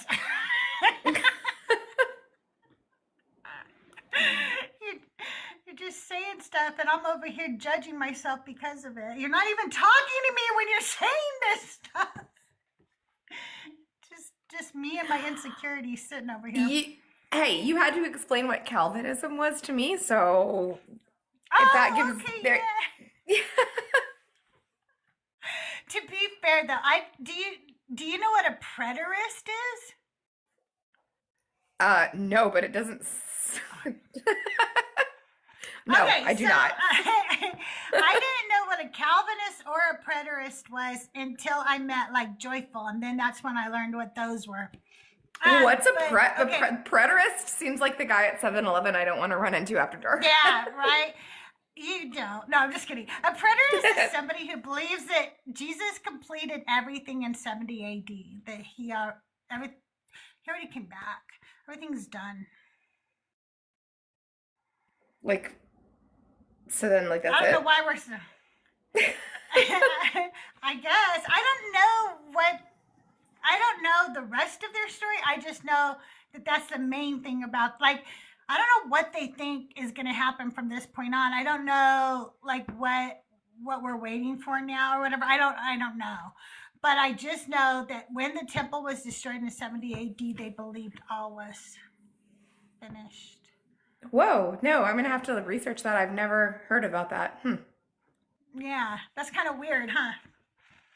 Very weird. That's when Christians come up now and say stuff like, well, you're not a Christian if you don't believe in the Trinity. I'm like, wrong. Let me tell you something. There's Christians who don't believe in the Trinity. There's Oh, yes, Christians who Jehovah's don't believe- Witnesses. We were not, the Trinity was not a thing for J-Dubs, and we were still, that's an Abrahamic faith, technically, you know? Yeah, absolutely. So, I had another background, and I can use it with you up here. Let me see if I can find it real quick.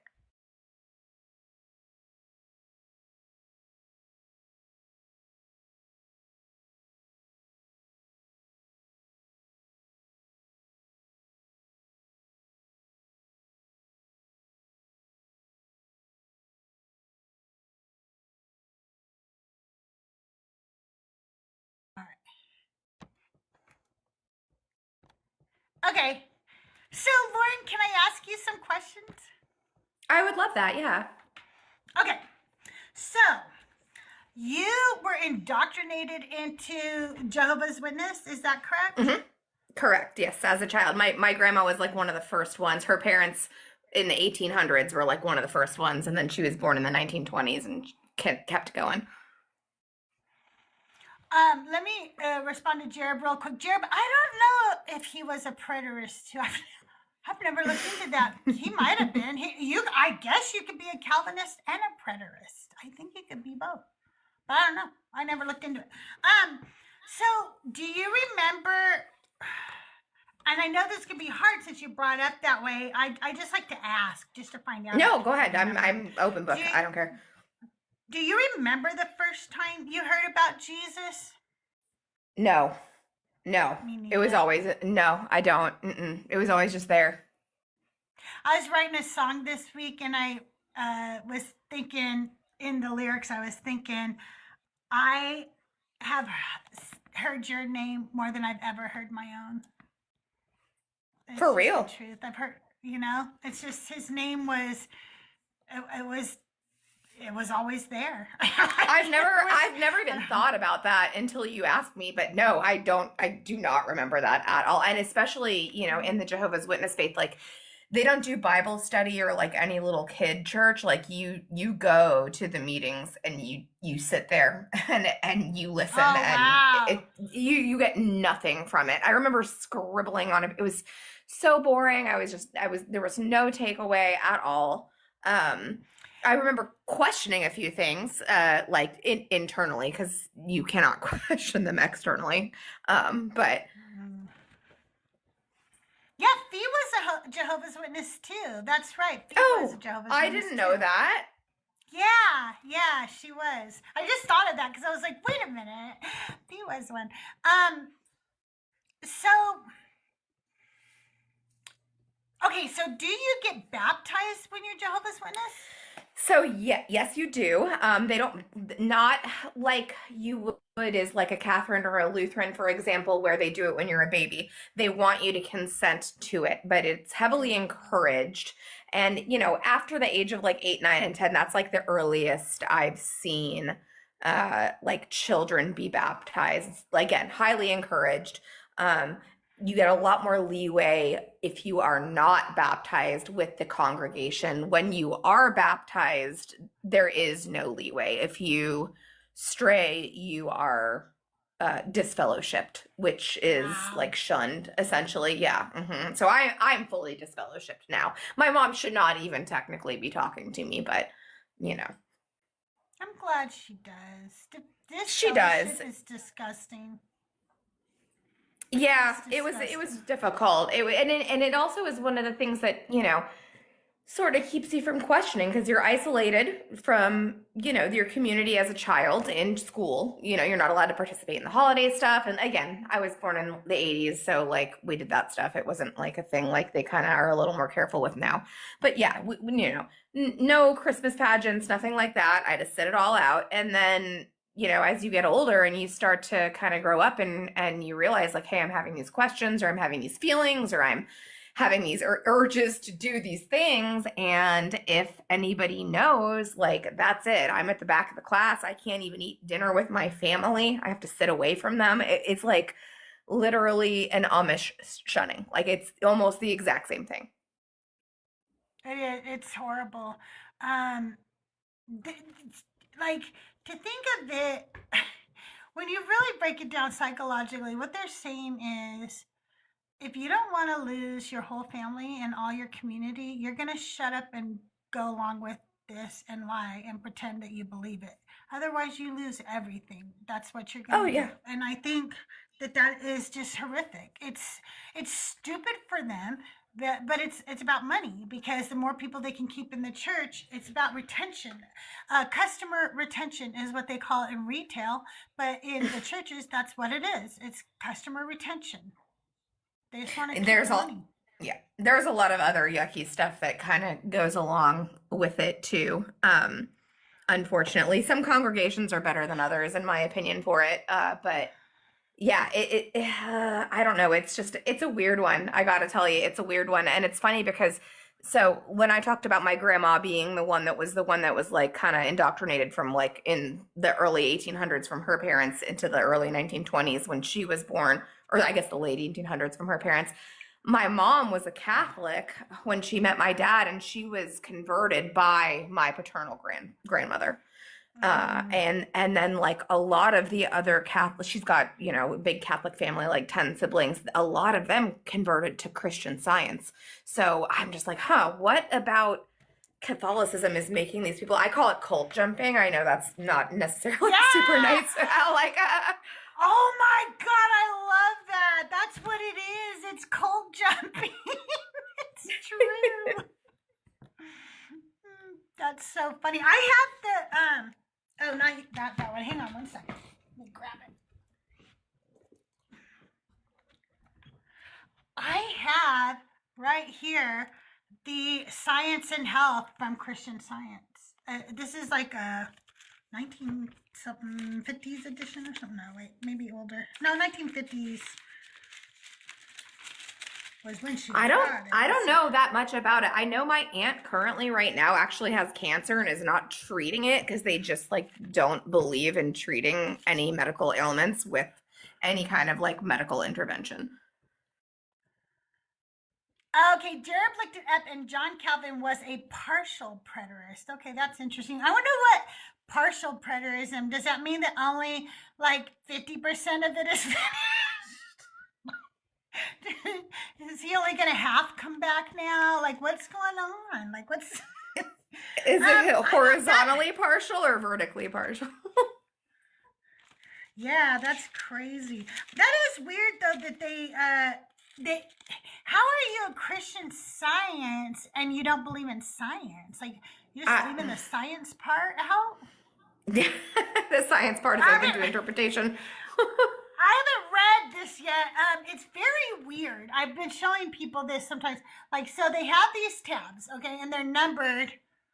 Oh, you did not do that? That's just like factory standard? No. Well, this is very old. I picked it up at an estate sale, so maybe the previous owner did. But on top of those tabs, there are also lit tabs built in, right? And those tabs, you know how normally, like, we read from left to right, so the tabs would have to they go both ways. So if you're coming from the back of the book, there's tabs there too, like this way. It's very weird. Like in case you want to like Quentin Tarantino it? Yeah, I think so. What the fuck? It's very weird.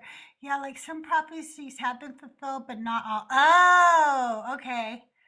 That's weird. That's a weird mindset. You guys, I don't know why I don't get pushed out. I'm gonna, after I go live for about a week again, because I haven't been live for a while, I will talk to my agency and find out what's going on. Apparently, I'm shadow banned, but I really don't know why, because this account, I knocked on wood, and I'm not even superstitious. Okay, this account never gets in trouble. Actually, none of my accounts ever get in trouble. I just don't get in trouble. So I don't get banned. I don't get suspended. None of those things happen to me.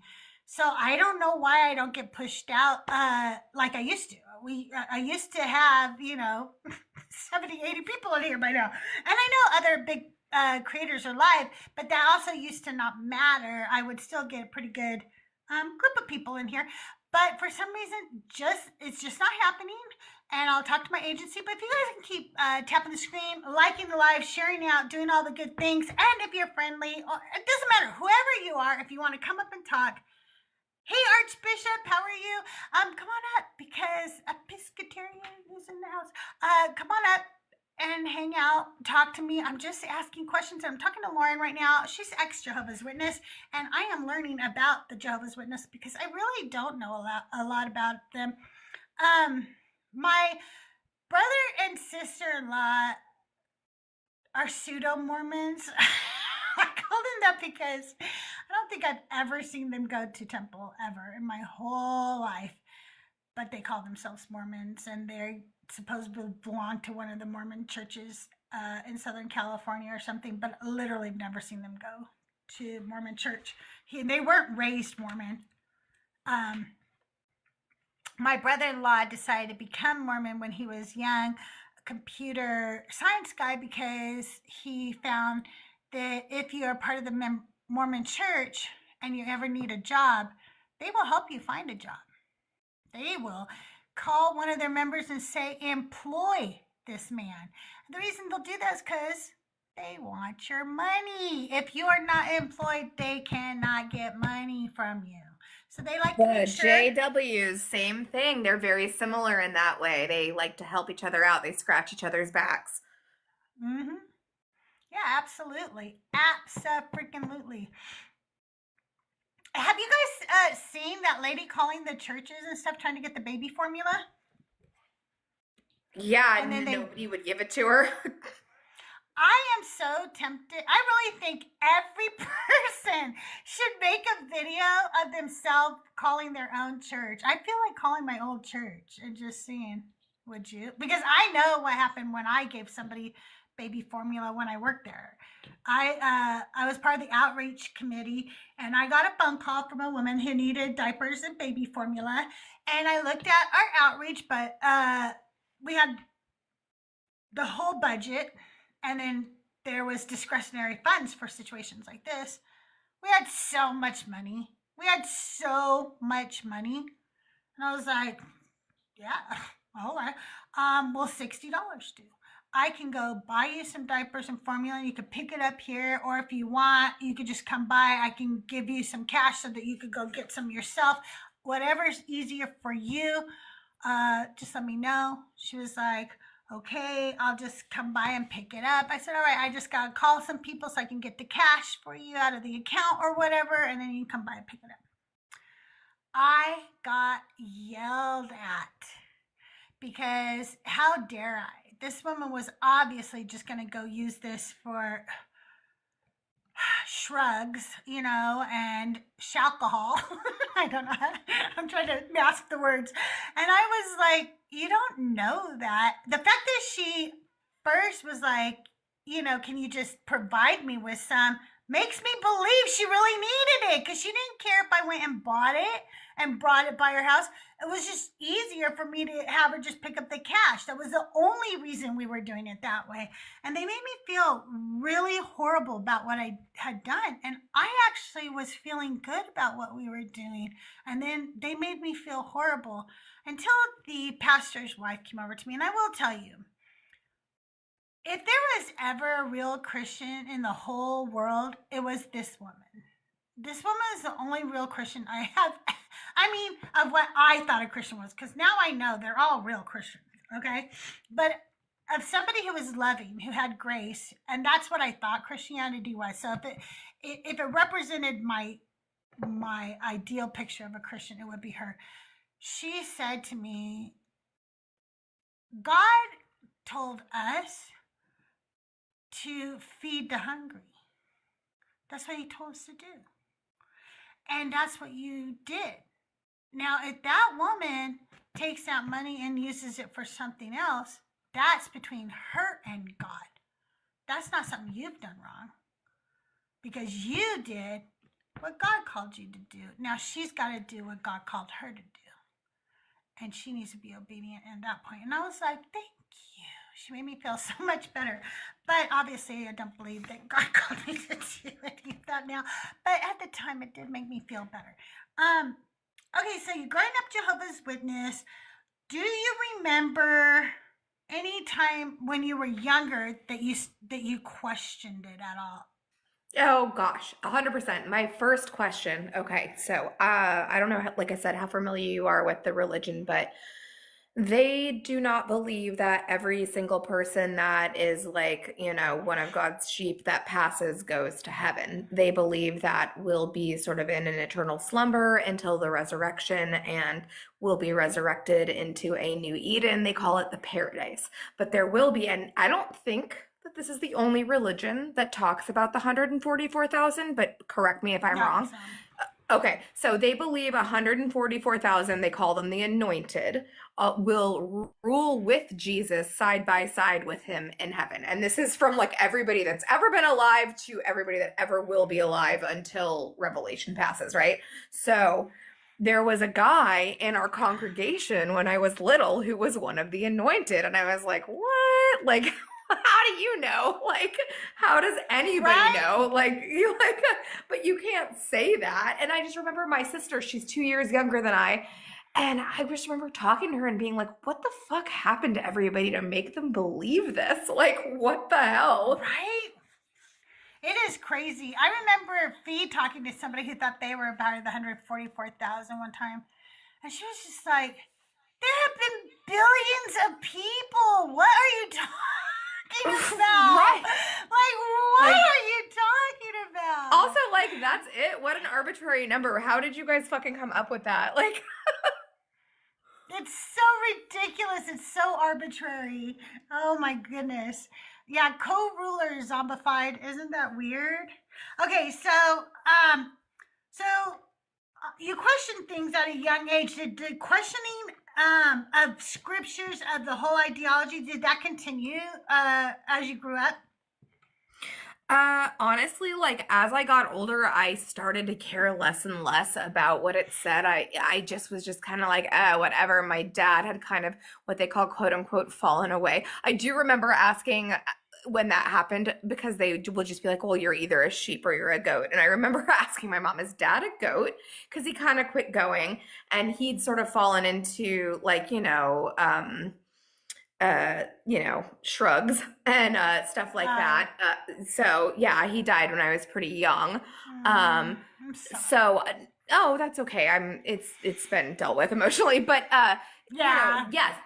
So no, I don't really remember that happening until I was like late in high school, and I had a friend whose father was an elder, and the elder would be like, I don't know how you would say it in like the congregation is your like local church, and like the elders would, and they're only ever men, would be like the heads of the church. I don't know like how you'd compare that in any other religion. So there was this Kmart parking lot that we all used to go make out with our boyfriends at in our cars, and she got busted and tattled on, right? And I don't know what they were doing. I wasn't there, okay? I don't know, but I don't think it was more than just making out. And she had to go in front of this council of elders, which is like a handful and one of them is her dad. And she has to like repeat her transgression, like act for act in front of another witness, because they have something called a 2-witness rule. So like if it's not more than 2 people, it doesn't count, which is sort of one of the way they kind of harbor a select group of people that like a select group of aged people, if I can say that. But she had to go in front of all of these old dudes and like tell them like, what she did, like blow by blow. And one of them was her dad. And that's kind of when I was like, ooh, this is really gross. And I really don't think it's for me, even though at that point I hadn't gone in a while and I was just kind of like, whatever. I still kind of like in the back of my head was like, yeah, maybe this is true. But then that happened and I was like, this is really yucky. And then, when I got into like my 20s and got into college, and my my BS took a lot of ethics and philosophy and religion classes. I'm a mortician right now. I'm getting my master's in thanatology, which is not really that big of a deal, just kind of bumps me up into a higher pay raise. But there's a lot of like religious and ethics classes we have to take because that's a huge part of death ritual. And that's really when I was like, okay, I don't think I buy this 100% at all. Oh, gotcha. Hey, Tony, welcome to the show. Are you a Christian and are you over 18?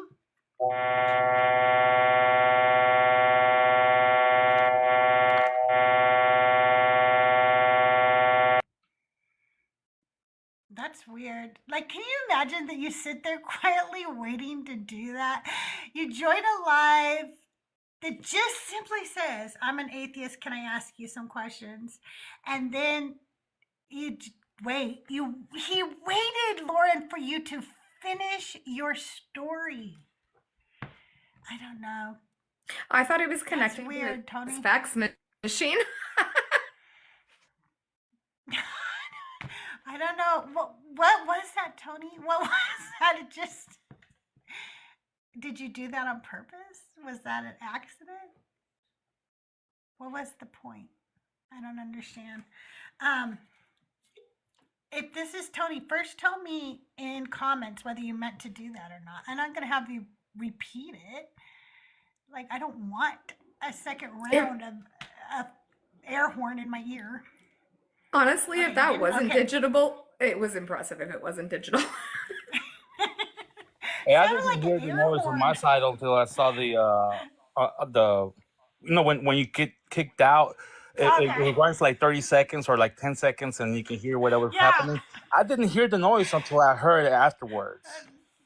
Okay. I was And I like, was think it's that an accident? Because that was weird. and the thing is, my headphones, I have like 3 different pairs, and I rarely ever wear these, and I just remember why. Because they don't work very Okay. well on TikTok. They sound perfect for like music, so I use them for music when I'm like, especially at nighttime, because they're very comfortable. But I completely forgot that if I have them on TikTok, it doesn't work correctly. So my bad.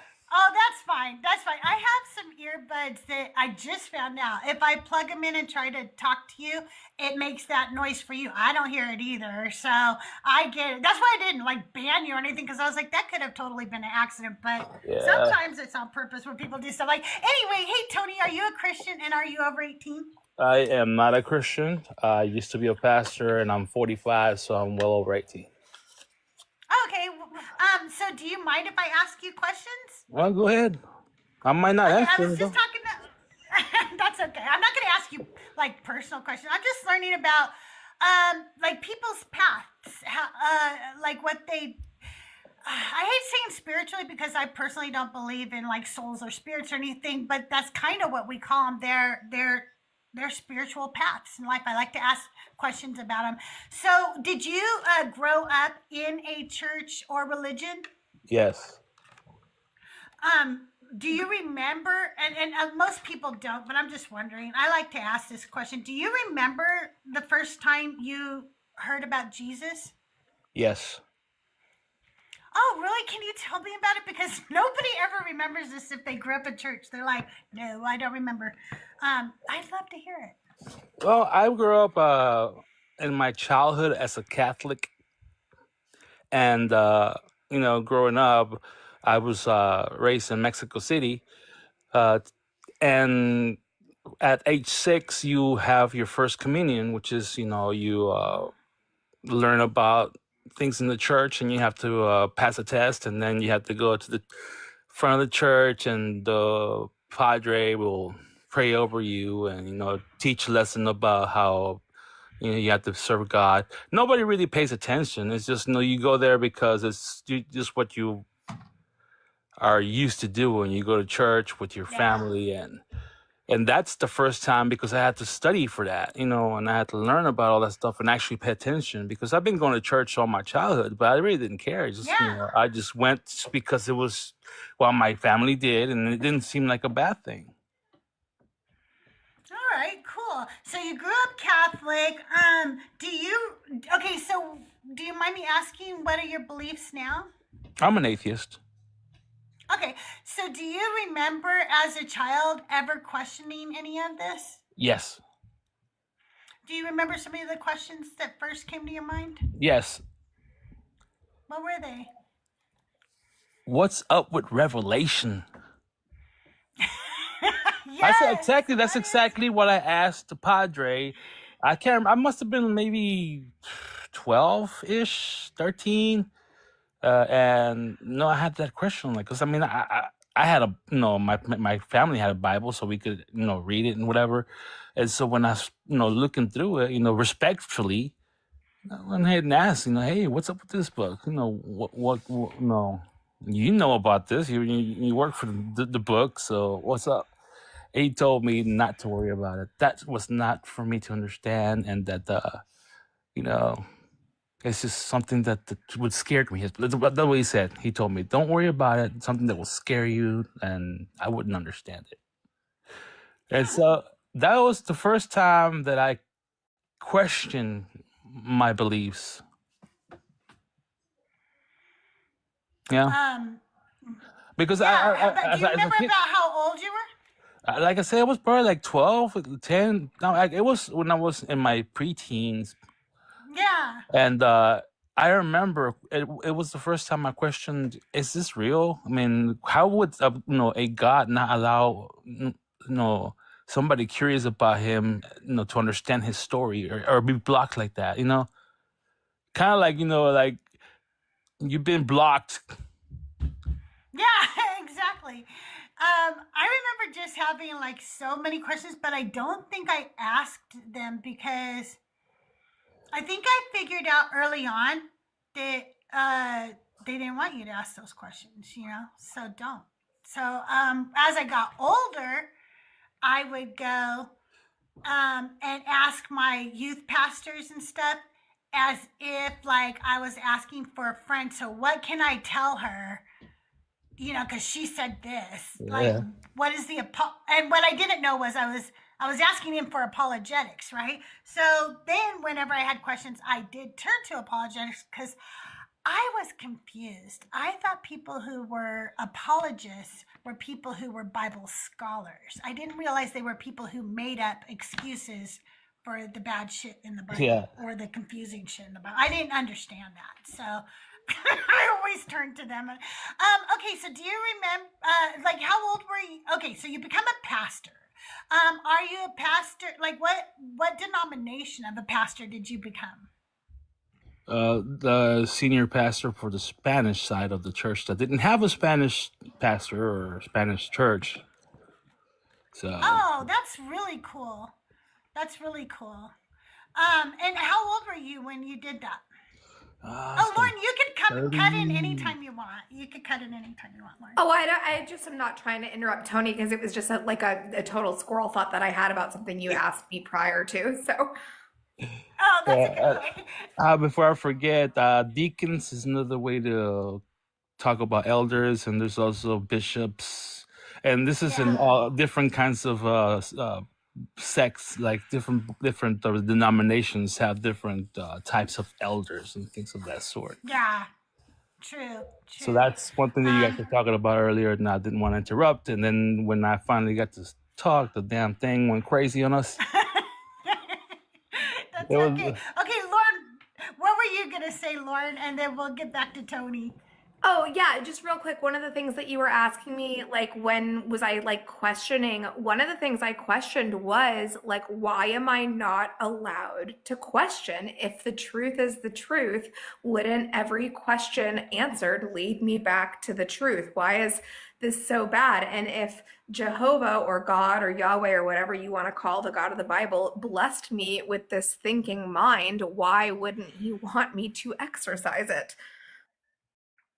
Exactly. I didn't. There were so many things like that. I will say that I think probably one of my earliest questions was, why were Adam and Eve punished if they didn't know what was right or wrong? They didn't know what they did was wrong, so how could they be punished for it? Like, that just was so circular to me, and it seemed so stupid and so obvious. Even as a child, I thought this story just falls apart. This cannot be true, because you cannot punish somebody for not knowing right and wrong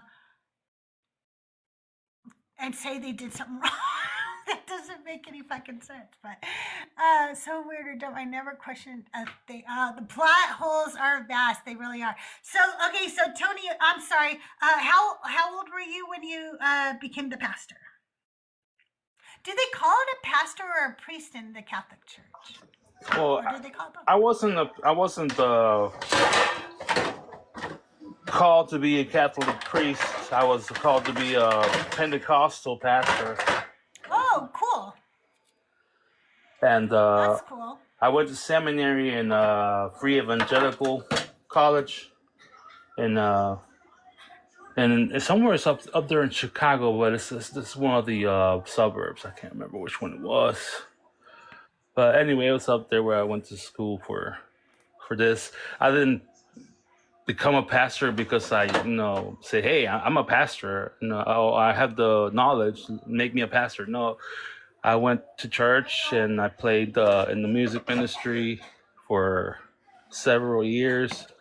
And my pastor knew that I had already, been to seminary, and she saw my testimony. And one day they told me that him and the elders had received the word from God that I was going to become the pastor of the church in Spanish, which was going to start there. And that's what that was the story of how I actually became a pastor. Now, while I was a pastor, I started realizing a lot of things that that I was teaching. There was some things that were not right, and it wasn't because it wasn't written right. It was because it was not right. The way that the scripture talks to women is not cool. It's even stronger now that I have a daddy of a little girl. That I see that that belief system treats women as second-class citizens, and I mean, like I said, now that I'm a dad, I reject it even worse because I don't want my daughter to ever feel that she's second class to anything. She's as equal as my sons, and I never want her to ever feel that way, and that's why they're You're not. gonna make me cry, Tony. Yeah, well, Also, it makes me cry too. Several well, things I don't. that You guys don't are realize wrong with how. that book, and that's one of the things that now that I'm a dad. I mean, I wasn't an atheist, when I wasn't a daddy when I was an atheist. I became a daddy Right. years later, and it's now that I'm a dad, it's even my feelings against that religion and the whole Abrahamic system is it's like I don't like it. I detest it. I hate it, and I don't want anybody to ever suffer the consequences of believing in that book because it's wrong.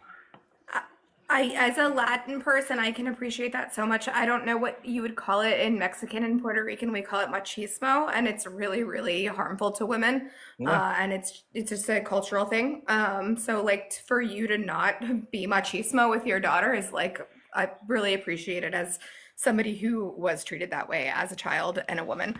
Yeah, I had two siblings of mine were born women. I unfortunately just lost my sister, who was 5 years younger than me, about 6 months ago. I'm so sorry. Yeah, and I'm really sorry.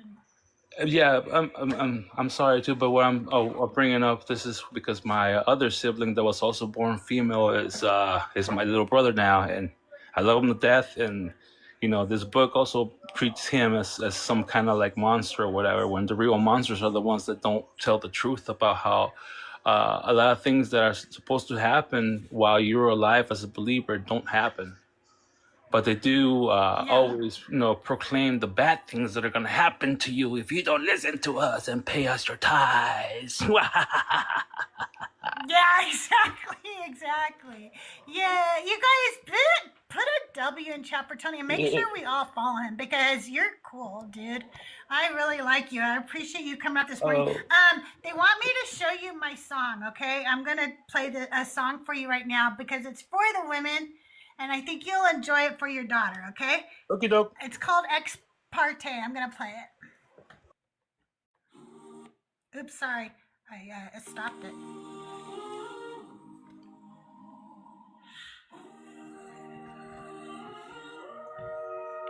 I hope I'm not late to the party. I've got something to say. gentlemen here to have a front row seat for this ex-party. Next party for the ladies. One side talks, one side stays mute. You carved your covenant in marble, but forgot the feet that swept the pews. We bore the sons that filled these seas, and you signed the pact without the womb that believed. I am not singing. I wrote the words. I call this one to order, heaven and earth, bear witness today. Let the record show from the garden's first spring, the blame had a woman's name. Two men sat in the shade of a tree, Adam and Yahweh right in history. They needed a scapegoat, they signed the brief. From that moment on, sin's name was Eve. Leave two men alone, it's always the same. If they can't find a woman, they'll make one to blame. This is my ex-party, my one-woman plea. You created calamity and tried to frame me. You called it divine, but the terms were deceit. I stand unbound with chains at my feet. Oh, Sinai speak, no woman was hurt. Shekinah silenced, her fate secured. Let the judge and jury see. The law came by, but we didn't concede. The contract is known as divine. May the record show no woman sign. You never needed a savior or lamb, because the truth is his name is man. His name is man. Oh, in the land of Egypt we lit the flame. Our mother's prayers, our songs unashamed. We worship the heavens, the stars, the seas. We knew the truth before their decrees. At Sinai the man left us behind, abandoning women, blinding the blind. We bore the children, we kept the fire. They stood on our backs as they climbed higher. Once our rituals were pure, hands in the earth, spirit sure. With Asherah raised, they gave us no choice. But no God, no man can silence her for me. Please the court to hear my battle cry. We denounce the God, we denounce the lies. The pens were theirs, the scrolls they made. It is man's guilt and man that needs saved. Rise up now, we hold up how. It's time they bow. Right now was never ours to share. Without the glory, there's no guilt to bear. Every woman today stands free. If sin is own, man holds the deed. The contract is null as defined. Made the record show no woman sign. We never needed a savior or lamb, because the truth is his name is man. His name is man. Yes, the truth is his name is man. His name is man. Yes, the truth is his name is man. Sin's name is man.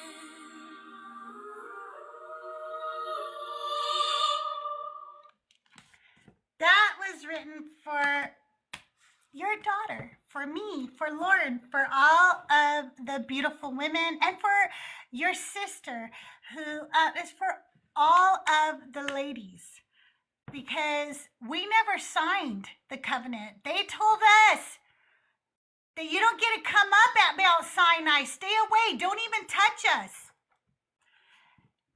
They came up with the story. They blamed us for the Garden of Eden. They blamed us for everything, and we weren't even a part of the covenant. Sin's name is man. That's who made it up. That's who came up with it. That's who did it. That's who it is. They get to own it. I never signed the covenant. None of us did. We weren't invited. Taxation without representation. Amen. See, Tony gets it, y'all. Okay, so you become a pastor, and do you remember one of your first, like, maybe sermons that you started to feel uneasy about?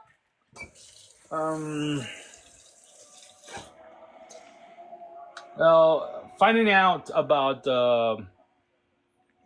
different existence, well, the existence of different Bibles, especially the Slate's Bible, Yeah. and just looking at the whole history of it, just the story itself is just it's not right. Slavery, No, it's not. slavery was never condemned. Slavery was a big part of why the U.S. you know grew, and it was not cool. And to accept this whole book as something correct and to follow is to accept that slavery is okay sometimes. It's fine. Yeah. It's not happening now, but no, it happens again. What scripture allows you to, and we have to believe in the scripture. Teaches you how to treat your slave, how to not treat your slave. How to have schmecks with your slaves. The slaves for your wife, it's things. What, seriously, it's like a Right? whole bunch of things that are so wrong. And like I said, it's just thinking about researching not just biblical history, but also like looking at U.S. history and all of the harm that that Christianity has caused. All the suffering of people that did not deserve to suffer. And people like to go to church and feel pretty on Sunday, not wanting to pay attention to what it costs for you to have that today. It costs the injustice of Yeah. many, and Yeah. there you go. I mean, that's one of the things that just made me feel that I could continue being a pastor and just pretend and benefit from people's ignorance. Or no, fuck this shit altogether. I'll find something else to do, and that's what I did. I dropped it and I started doing something else, and I became an upholsterer. Oh, Tony, I have a question for That's you. As a pastor, like while you were in that position of leadership, did you ever have, one of your congregation or however you'd say that, ask you a question that you couldn't answer or that like made you pause and say, like maybe this person might have a point? Yes, thinking about when I used to teach about how Scripture talks about planets being round, just different things that that are observable, right? So, and Christianity is not the only one. Like my ancestors, in Mexico, they mapped the stars and all this other stuff. So they knew things, outside of the realms of our existence. Like you can see the sky all day, but you can't really see the stars. But at night is when people used to actually see into that. Like we don't do that anymore. Like at least not personally. We have other things to do. Pay bills, all this other stuff. It's occasional stop by somebody's live that's focused on the moon with a telescope. But what I mean is like people had some knowledge of what they could see at night, and so the Bible was not original to the idea of certain things, but I made it in a way unconsciously. I made it feel like the Bible was special because it said things like that, and people would come up to me and ask me questions about that, and some of the questions were put in a way that it was kind of hard to explain. Yeah. Especially hard to explain with evidence. So I would have to find more scripture that would, you know, be similar or that would help my case for whatever explanation I was trying to give. When you realized you couldn't do this anymore,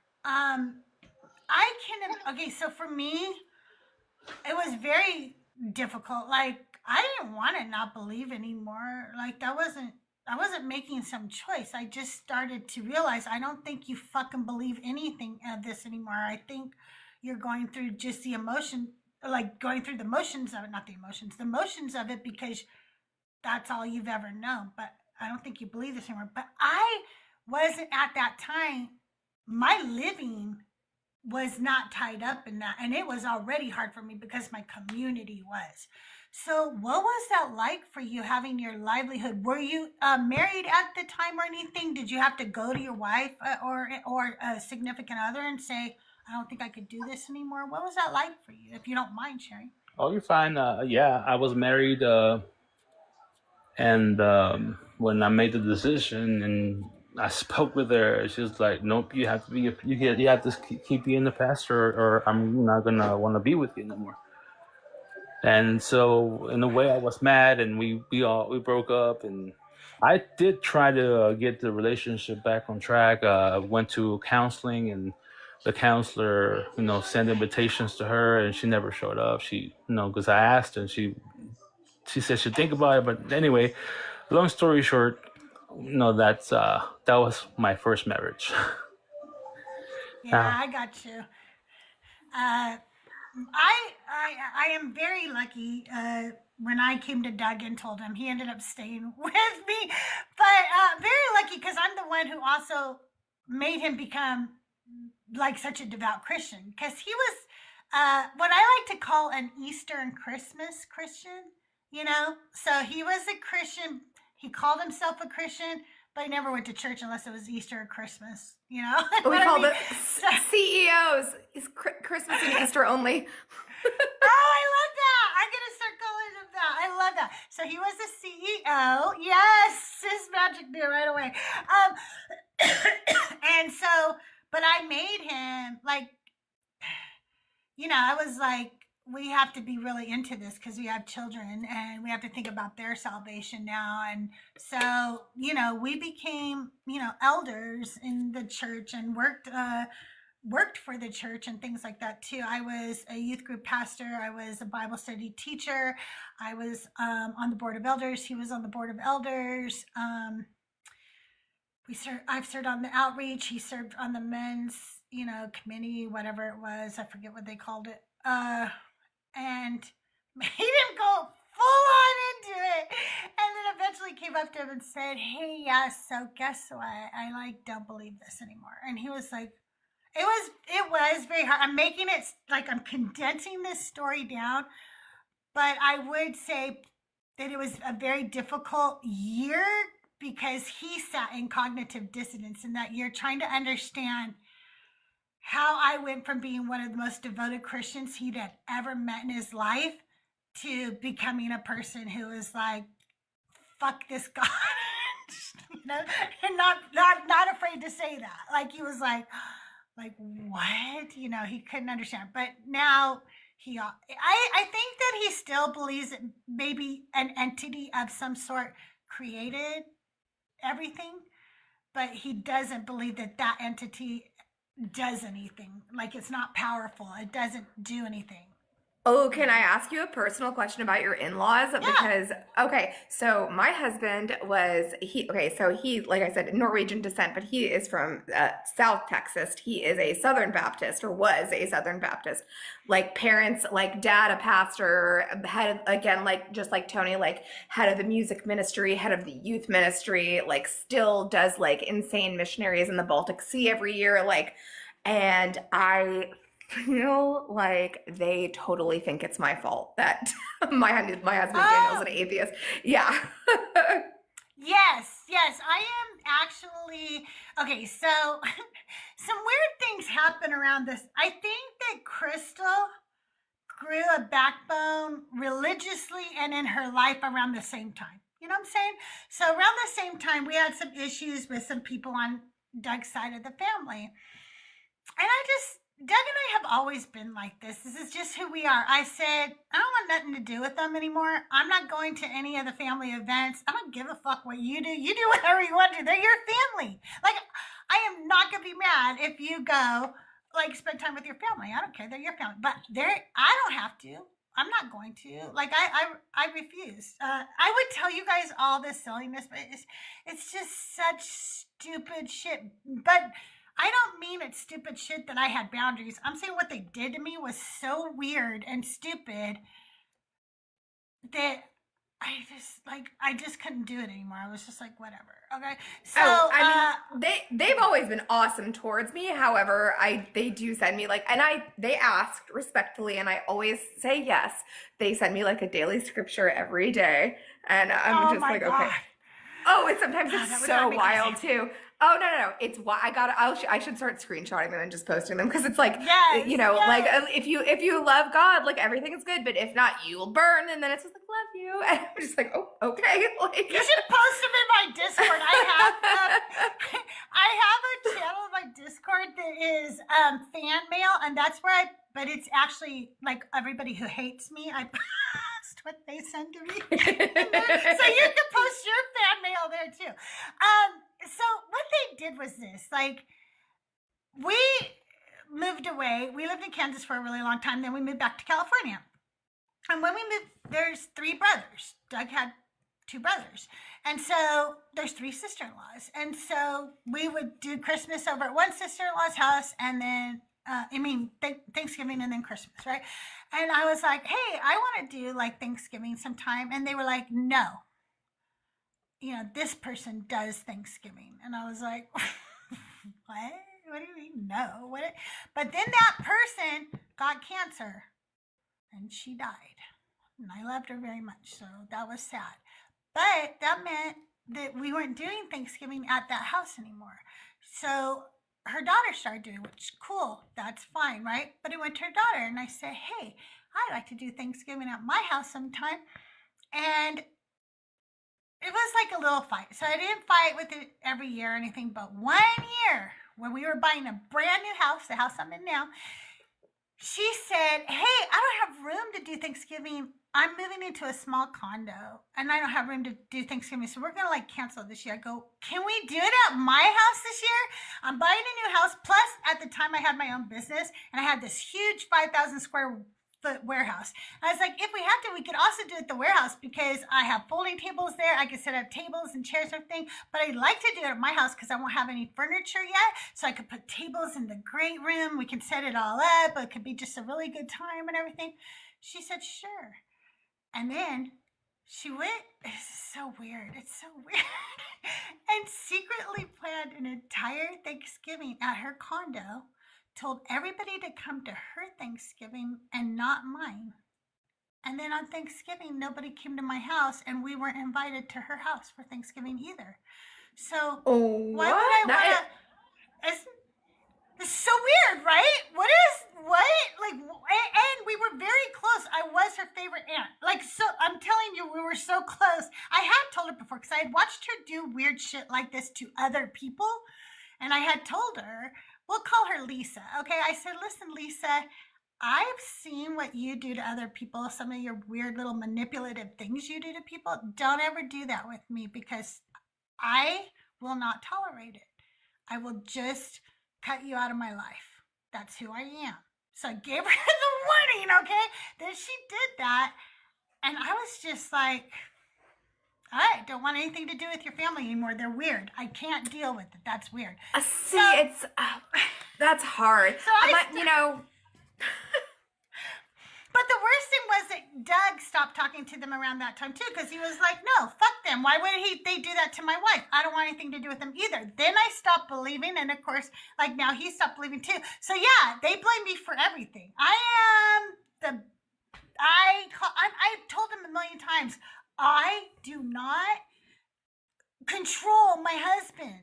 We aren't like that. If he wanted to have dinner with you, he would. He doesn't want to. I can't make him. Luckily, we're not that close. And she's nice to me, but like, I'll give you an example. It's just a little different, but like still kind of in the same realm. So like in April, my husband had a heart attack and, I had to make sure. Oh yeah, he's fine. Everything is good. It was great. He quit smoking. He quit drinking in like 2 weeks. He's doing fabulous. He's on blood pressure medication. Like everything is resolved. Like we're living our best fitness lives, et cetera, et cetera. But, of course, like I'm here in Florida, they're all in Texas. I have to tell everybody I'm the liaison, right? And she's like, forgive me for my Southern accent here. And she's like, Laura, and she's like, he's got demons and we need to rebuke them. And I'm like, okay, you rebuke the demons and I'm going to go fill the Metapropol prescription that they just gave me. Like teamwork, not helpful. Yeah. Like Jesus Christ, like no pun intended. Oh my God, that would bug the shit out of me. I would just be like, get out of his hospital room. You're not welcome in here. If you think my husband is full of demons, don't come around him. dick. Yeah, she really does. She thinks that. Just like don't be here, then you don't need to be in this hospital. I'm like, I have to say, I say all this, I'm one of those people who I think I'm really strong and would say this shit, but it's a 50-50 chance on whether I'll say it or not. There have been times I have stood up and said the right thing, and the other times where I'm like, think I'll say it, and then I don't. I would just let her stay. So the Crystal. I let her pray over me. I don't care. Go ahead. Whatever makes you feel better. This is your child, but still, like, you know. Yeah. So Tony, but you didn't have children at the time with her. You were just married. It was just you and her, right, Tony, when you left? When we were in church, she became pregnant by somebody. This is and well, this is before we were even dating, so it's not a big deal. So she already had a kid, and that kid I've known since he was a baby because they went to church, and he just grew up when he was a little baby. I didn't change his diapers or anything like that, but I did carry him and comfort him and carry like I was there when he was a little tiny kid. Yeah. So did you find, like, I know this is weird, but I'm just wondering this logistics of all. Did you actually like find another job before you stepped down so that you wouldn't like be without any money, or did you have to go for a while without any money before you figured out what to do? Like, how did you handle that transition? Well, that's really hard for a lot of people. I didn't stop working while being a pastor, so I had a job already then. Oh, okay. That's good. See, I can't remember what it was, but yeah, I can't remember what the job was back then. I had so many in the past. Yeah, absolutely. Okay, so that's good. Because literally there's actual, hey, Darren, if you want, come on up. I'm just hanging out talking to people. I'm probably going to be live for about 10 more minutes unless we meet our live goal, which, it doesn't matter. If we do, we do. If we don't, we don't. I'll pin it for you guys. I like to try to get some of the gifts I haven't ever had before. So you leave, do you become atheist right away, or do you try any other religions or anything? Oh, I missed the microphone.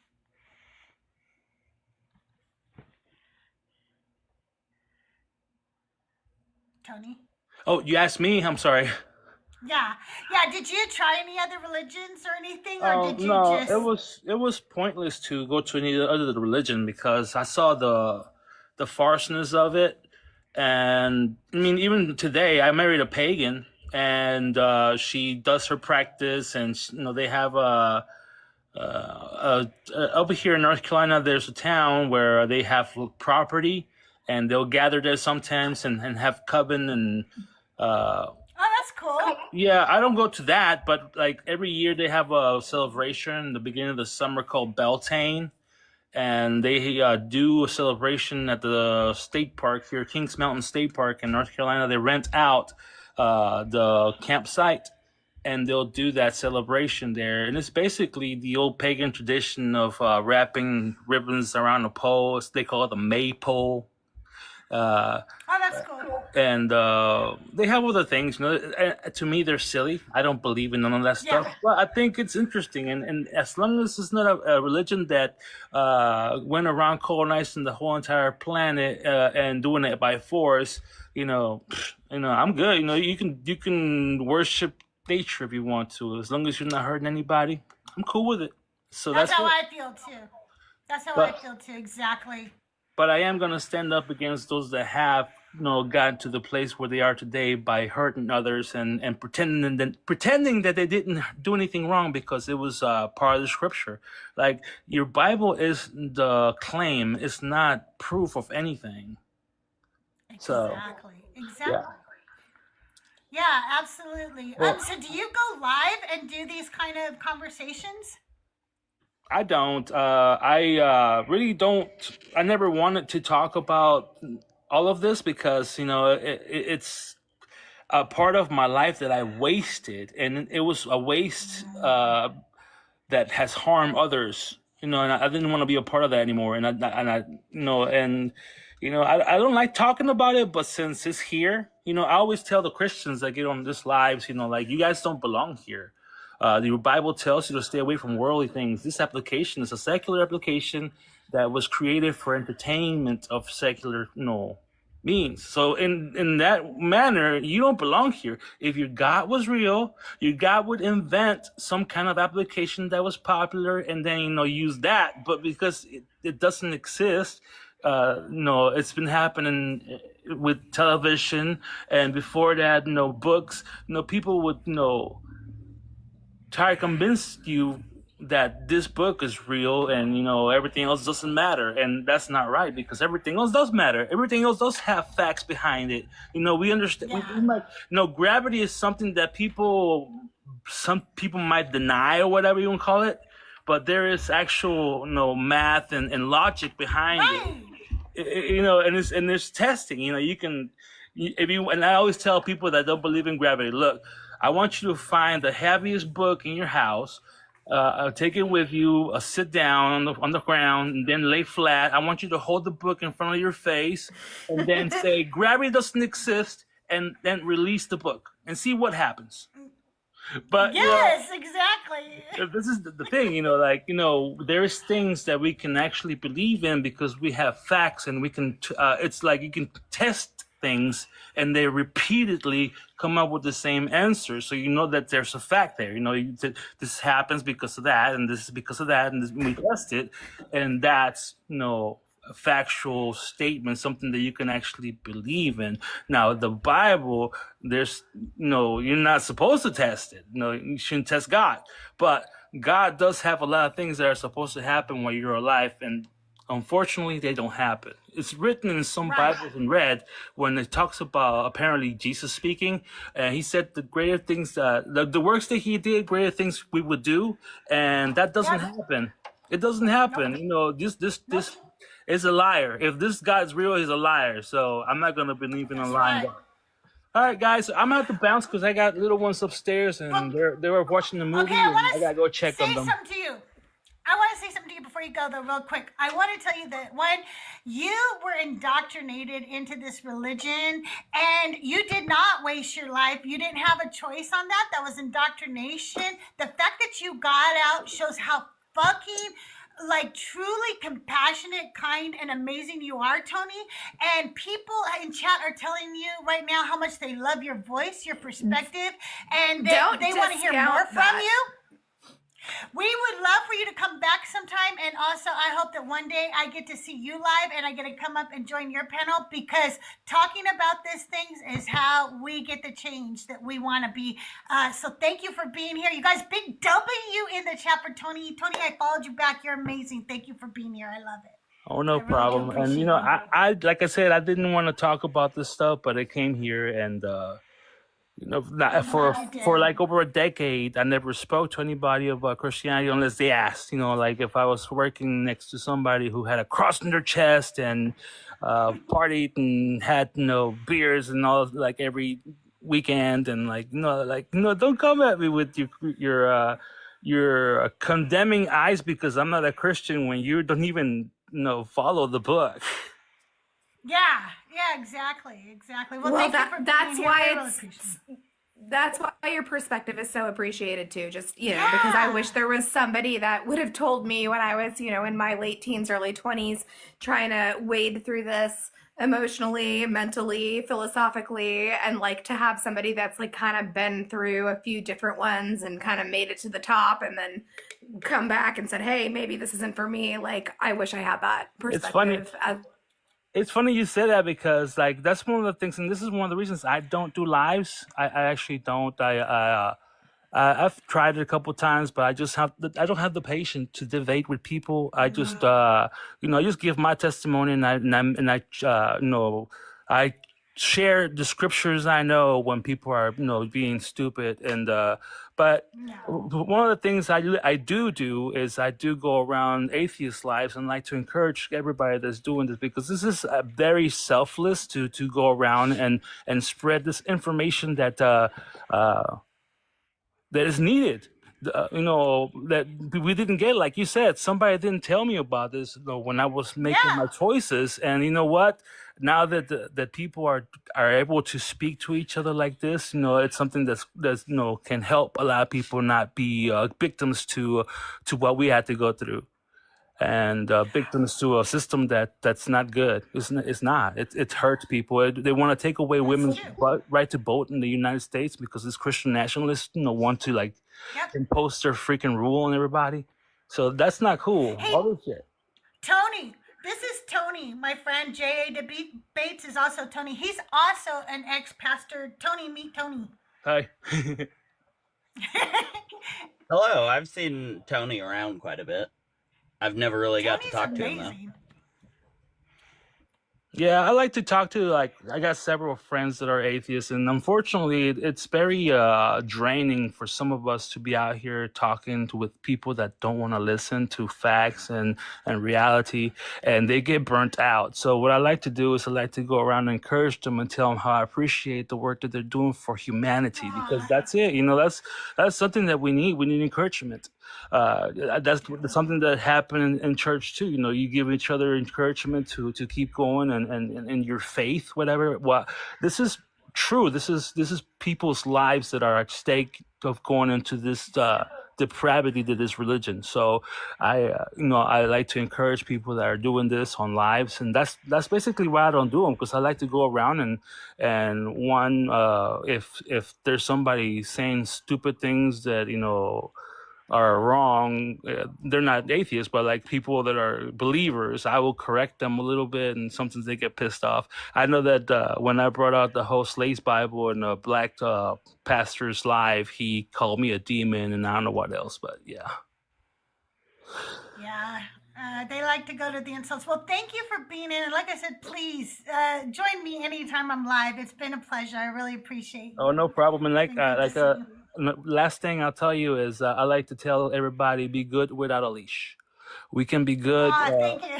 We can be good without a little leash to tell us, hey, be a good boy and I'll give you a treat. Or if you don't behave, Yeah. I'm gonna pull this and I'm gonna harm you. Just be good, because we can be. In history, different places on earth, different tribes have been able to be healthy and prosperous and productive, and they didn't need any of the belief systems that we have today. It's there. Right. The evidence is there, or else. Okay, go ahead. Chat wants me to tell you that in my link in my bio, we have a Discord called Deconstruction Junction.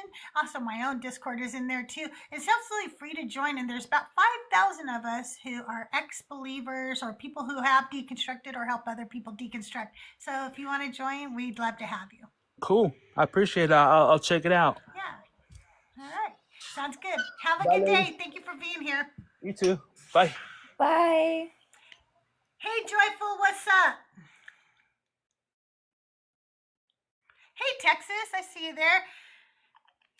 And I see a couple of my doctor friends there. How are you guys today? All right, I'll give you a second. You get 1 second, dude. That's it. Don't fuck with me. No, just kidding. You guys, this has been a good live today. I didn't know what to expect because, frankly, I didn't want to go live. I was doing it for my mental health, and it helped, and so I'm glad I did. At least it helped for right now. I never know until I turn off the camera, and then I'm in my quietness again as to whether it really helped. I am going to be releasing my album on Spotify soon, so be looking for that, okay? I'm sorry. Go ahead, Joyful. Yeah, I was just coming up.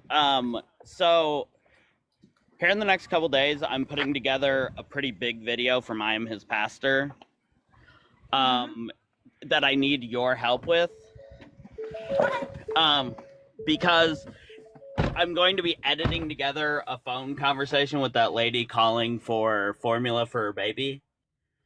Oh, nice. And I need you to record something like you're answering the phone and then transferring them to me or to the pastor in your deaconess voice. Just say, hello, this is Deaconess Crystal or whatever you want to say. I want to make like a full-length video of me responding and talking to her, and I think it'll be really funny. Oh, I think that would be really good. That's going to be a very good one. Okay, no problem. I will do that. I'll send that over to you tonight. Yeah, that's going to be fun. That'll be a really good one. I was just talking about that. I really think that a whole bunch of people from the deconstruction community should do what she's doing, but call their old church and see what happens. Call your old church, pick up the phone, videotape yourself while you're doing it, and ask them if they will give you formula for your baby. I did DM her to ask her if she would call the 2 churches that were like trying to get rid of the LGBTQ thing in our town. I'm hoping that she will. I hope so too. I actually feel like my congregation might do it. I don't know. That's good. That's good. I would hope that some of them would.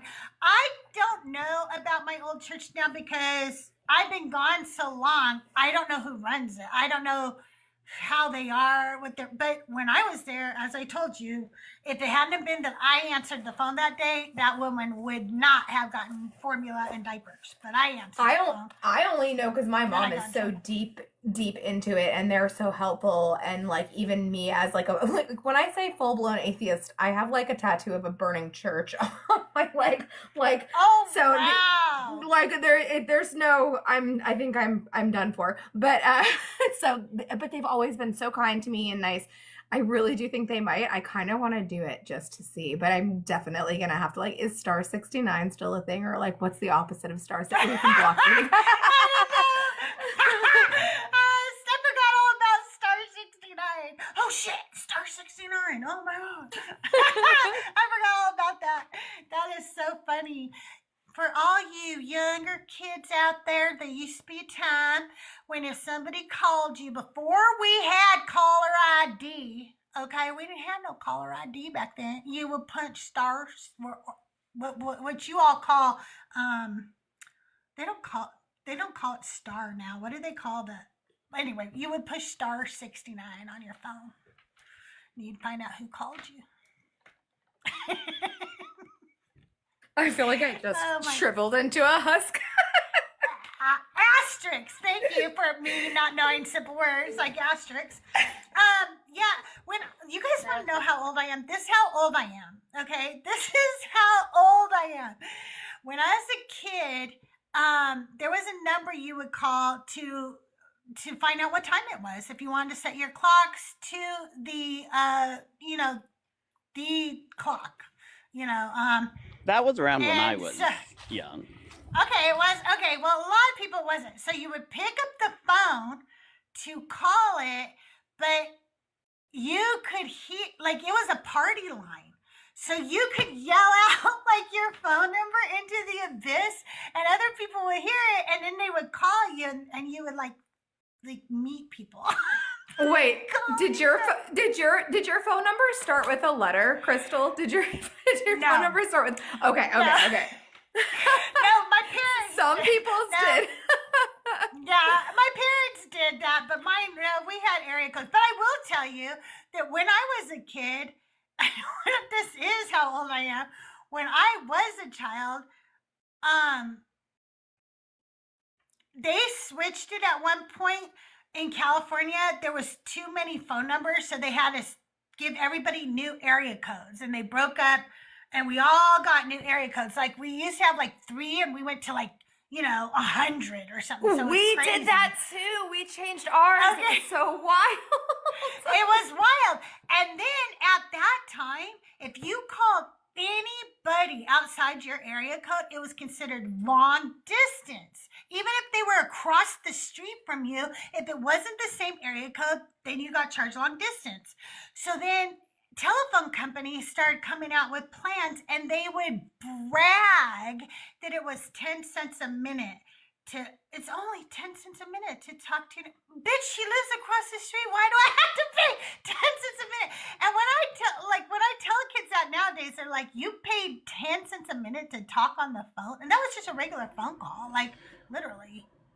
I was telling my kids because they wanted me to look up our bank account the other day because they wanted to get something, and I told them I didn't know. I'd have to look. what kind of finances we had, and I told my daughter, I was like, used to you had to call. You would call an automated number and put in your bank account number, and they would tell you your balance. And she was like, no, they didn't. And I was like, yeah, I swear. That's how it used to be. But do you guys remember? Do you remember Nextel with they were like the old school cell phones, but they were still like walkie talkies? Yes. Yes, my sister had those for her business because it saved her like so much money to not have to call the guys every time she had a question. You know, They were a jam, but so annoying. The noise, doodle, I can still hear it. Like. Yeah, my dad, that was his first cell phone that he had.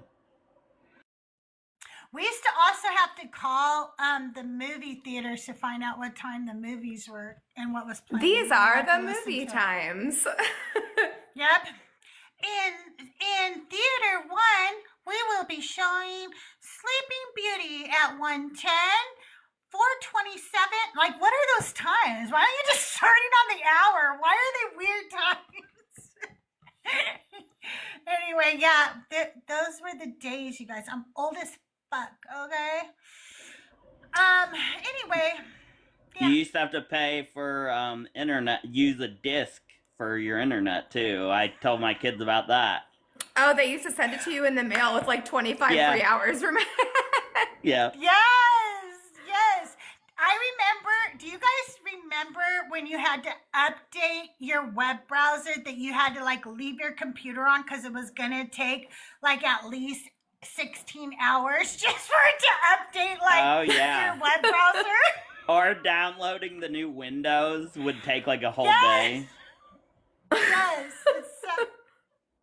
Okay, I remember when, so we first had AOL, and then at one point my husband said, okay, this just shows like I was such a boomer when I was 30, okay? Like I was a boomer at 30. He goes, okay, babe, we're gonna get this other internet provider because they are so much cheaper per month, and they're better than AOL. AOL puts too much shit on your computer and stuff. And I said, oh, okay, so he, gets rid of AOL and he puts the new one on. And I'm like, I don't like this. And he's like, why? And I go, because it never tells me when I have email anymore. Do you remember AOL? You've got mail. Of course. It didn't do that anymore. I had to actually open up my mail app to see if I had email. And I was mad that it didn't go, you've got mail, when I opened up the app. And he was laughing at me because he's like, are you fucking kidding me? This is like 10 times faster and you wanted to say you got mail? Because that's fast forward to 2025, there's like 3,000 Gmails in my email. Right? Like, Right? Oh my God. No, like my email, I have a very old Gmail account. I was one of the first Gmail accounts. And the name on my Gmail account, unfortunately, everybody thinks it's theirs or they use it when they don't want to give somebody their email because they don't realize it's actually my email account. So I have thousands of emails that come in every month. I have people's bank information. I have their tickets for their concerts that they're going to because they use my email all the time. It's not theirs. But if I tell you guys, then a bunch of you will email me, and I don't want to tell you what it is. If you DM me, though, I'll tell you. Yeah, definitely to hear. I talk to way too many adults on MSN Messenger. Yeah. oh God, I forgot about that. Yeah. I had Crystal Skimmer. I had a computer room when my kids were young, so they couldn't be on the internet without me turning around and seeing exactly what they were doing. So all computers were in the same room, and I could see every computer at any given time. So they didn't do things like that. But I don't know if you guys remember when web browsers figured out how to use people who made websites figured out how to use meta tags so that when you went and searched for something on a search engine, you would be searching for something like Star Wars, but porn would come up instead because they put that into the meta tags of the porn because they knew a lot of people search for Star Wars. So that was how they made their porn come up. And at one point, my son, who was like 10 or 11 at the time, was searching Star Wars, and this woman spread eagle gynecological position shows up on his screen, okay? And he goes, how do I get rid of this? And I turn around and I am embarrassed. Like I am immediately like, like everything inside me is freaking out. But I also am one of those people who, even though everything in my brain and body is freaking out, I try to stay calm in the moment to handle it appropriately, right? But inside I'm just like, and my husband, just calm as day, turns around and goes, one day, son, you're going to ask me how you find more of that.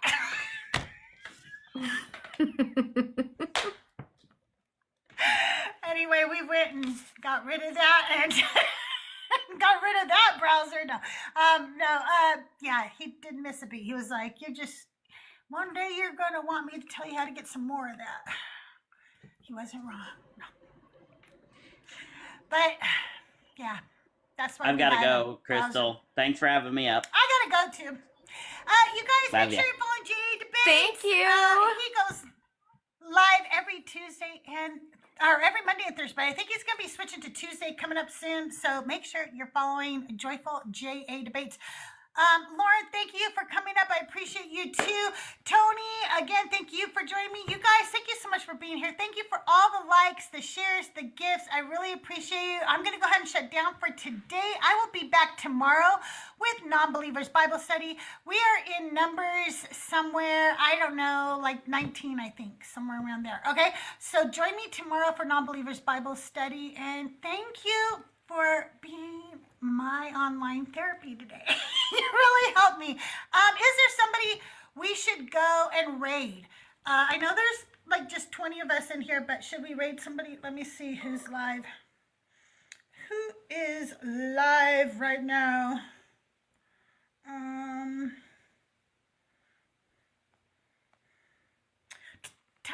Is Tiny live right now? I see Tiny might be live, and Dugald, Jaren. Are any of those people live? If you guys, just wherever you go, tell them CrystalJae Raid. I love you. I'll see you around the mean streets of TikTok. Bye, everybody on YouTube. Have a great day. Bye. Nope. I really can't ever say goodbye and actually just hang up from you guys. It never lets me. It makes me make the word. You can't join the Discord. Okay, click the link, copy and paste it, and put it in your browser. If anybody is in the Discord can DM and help Tony get into the Discord.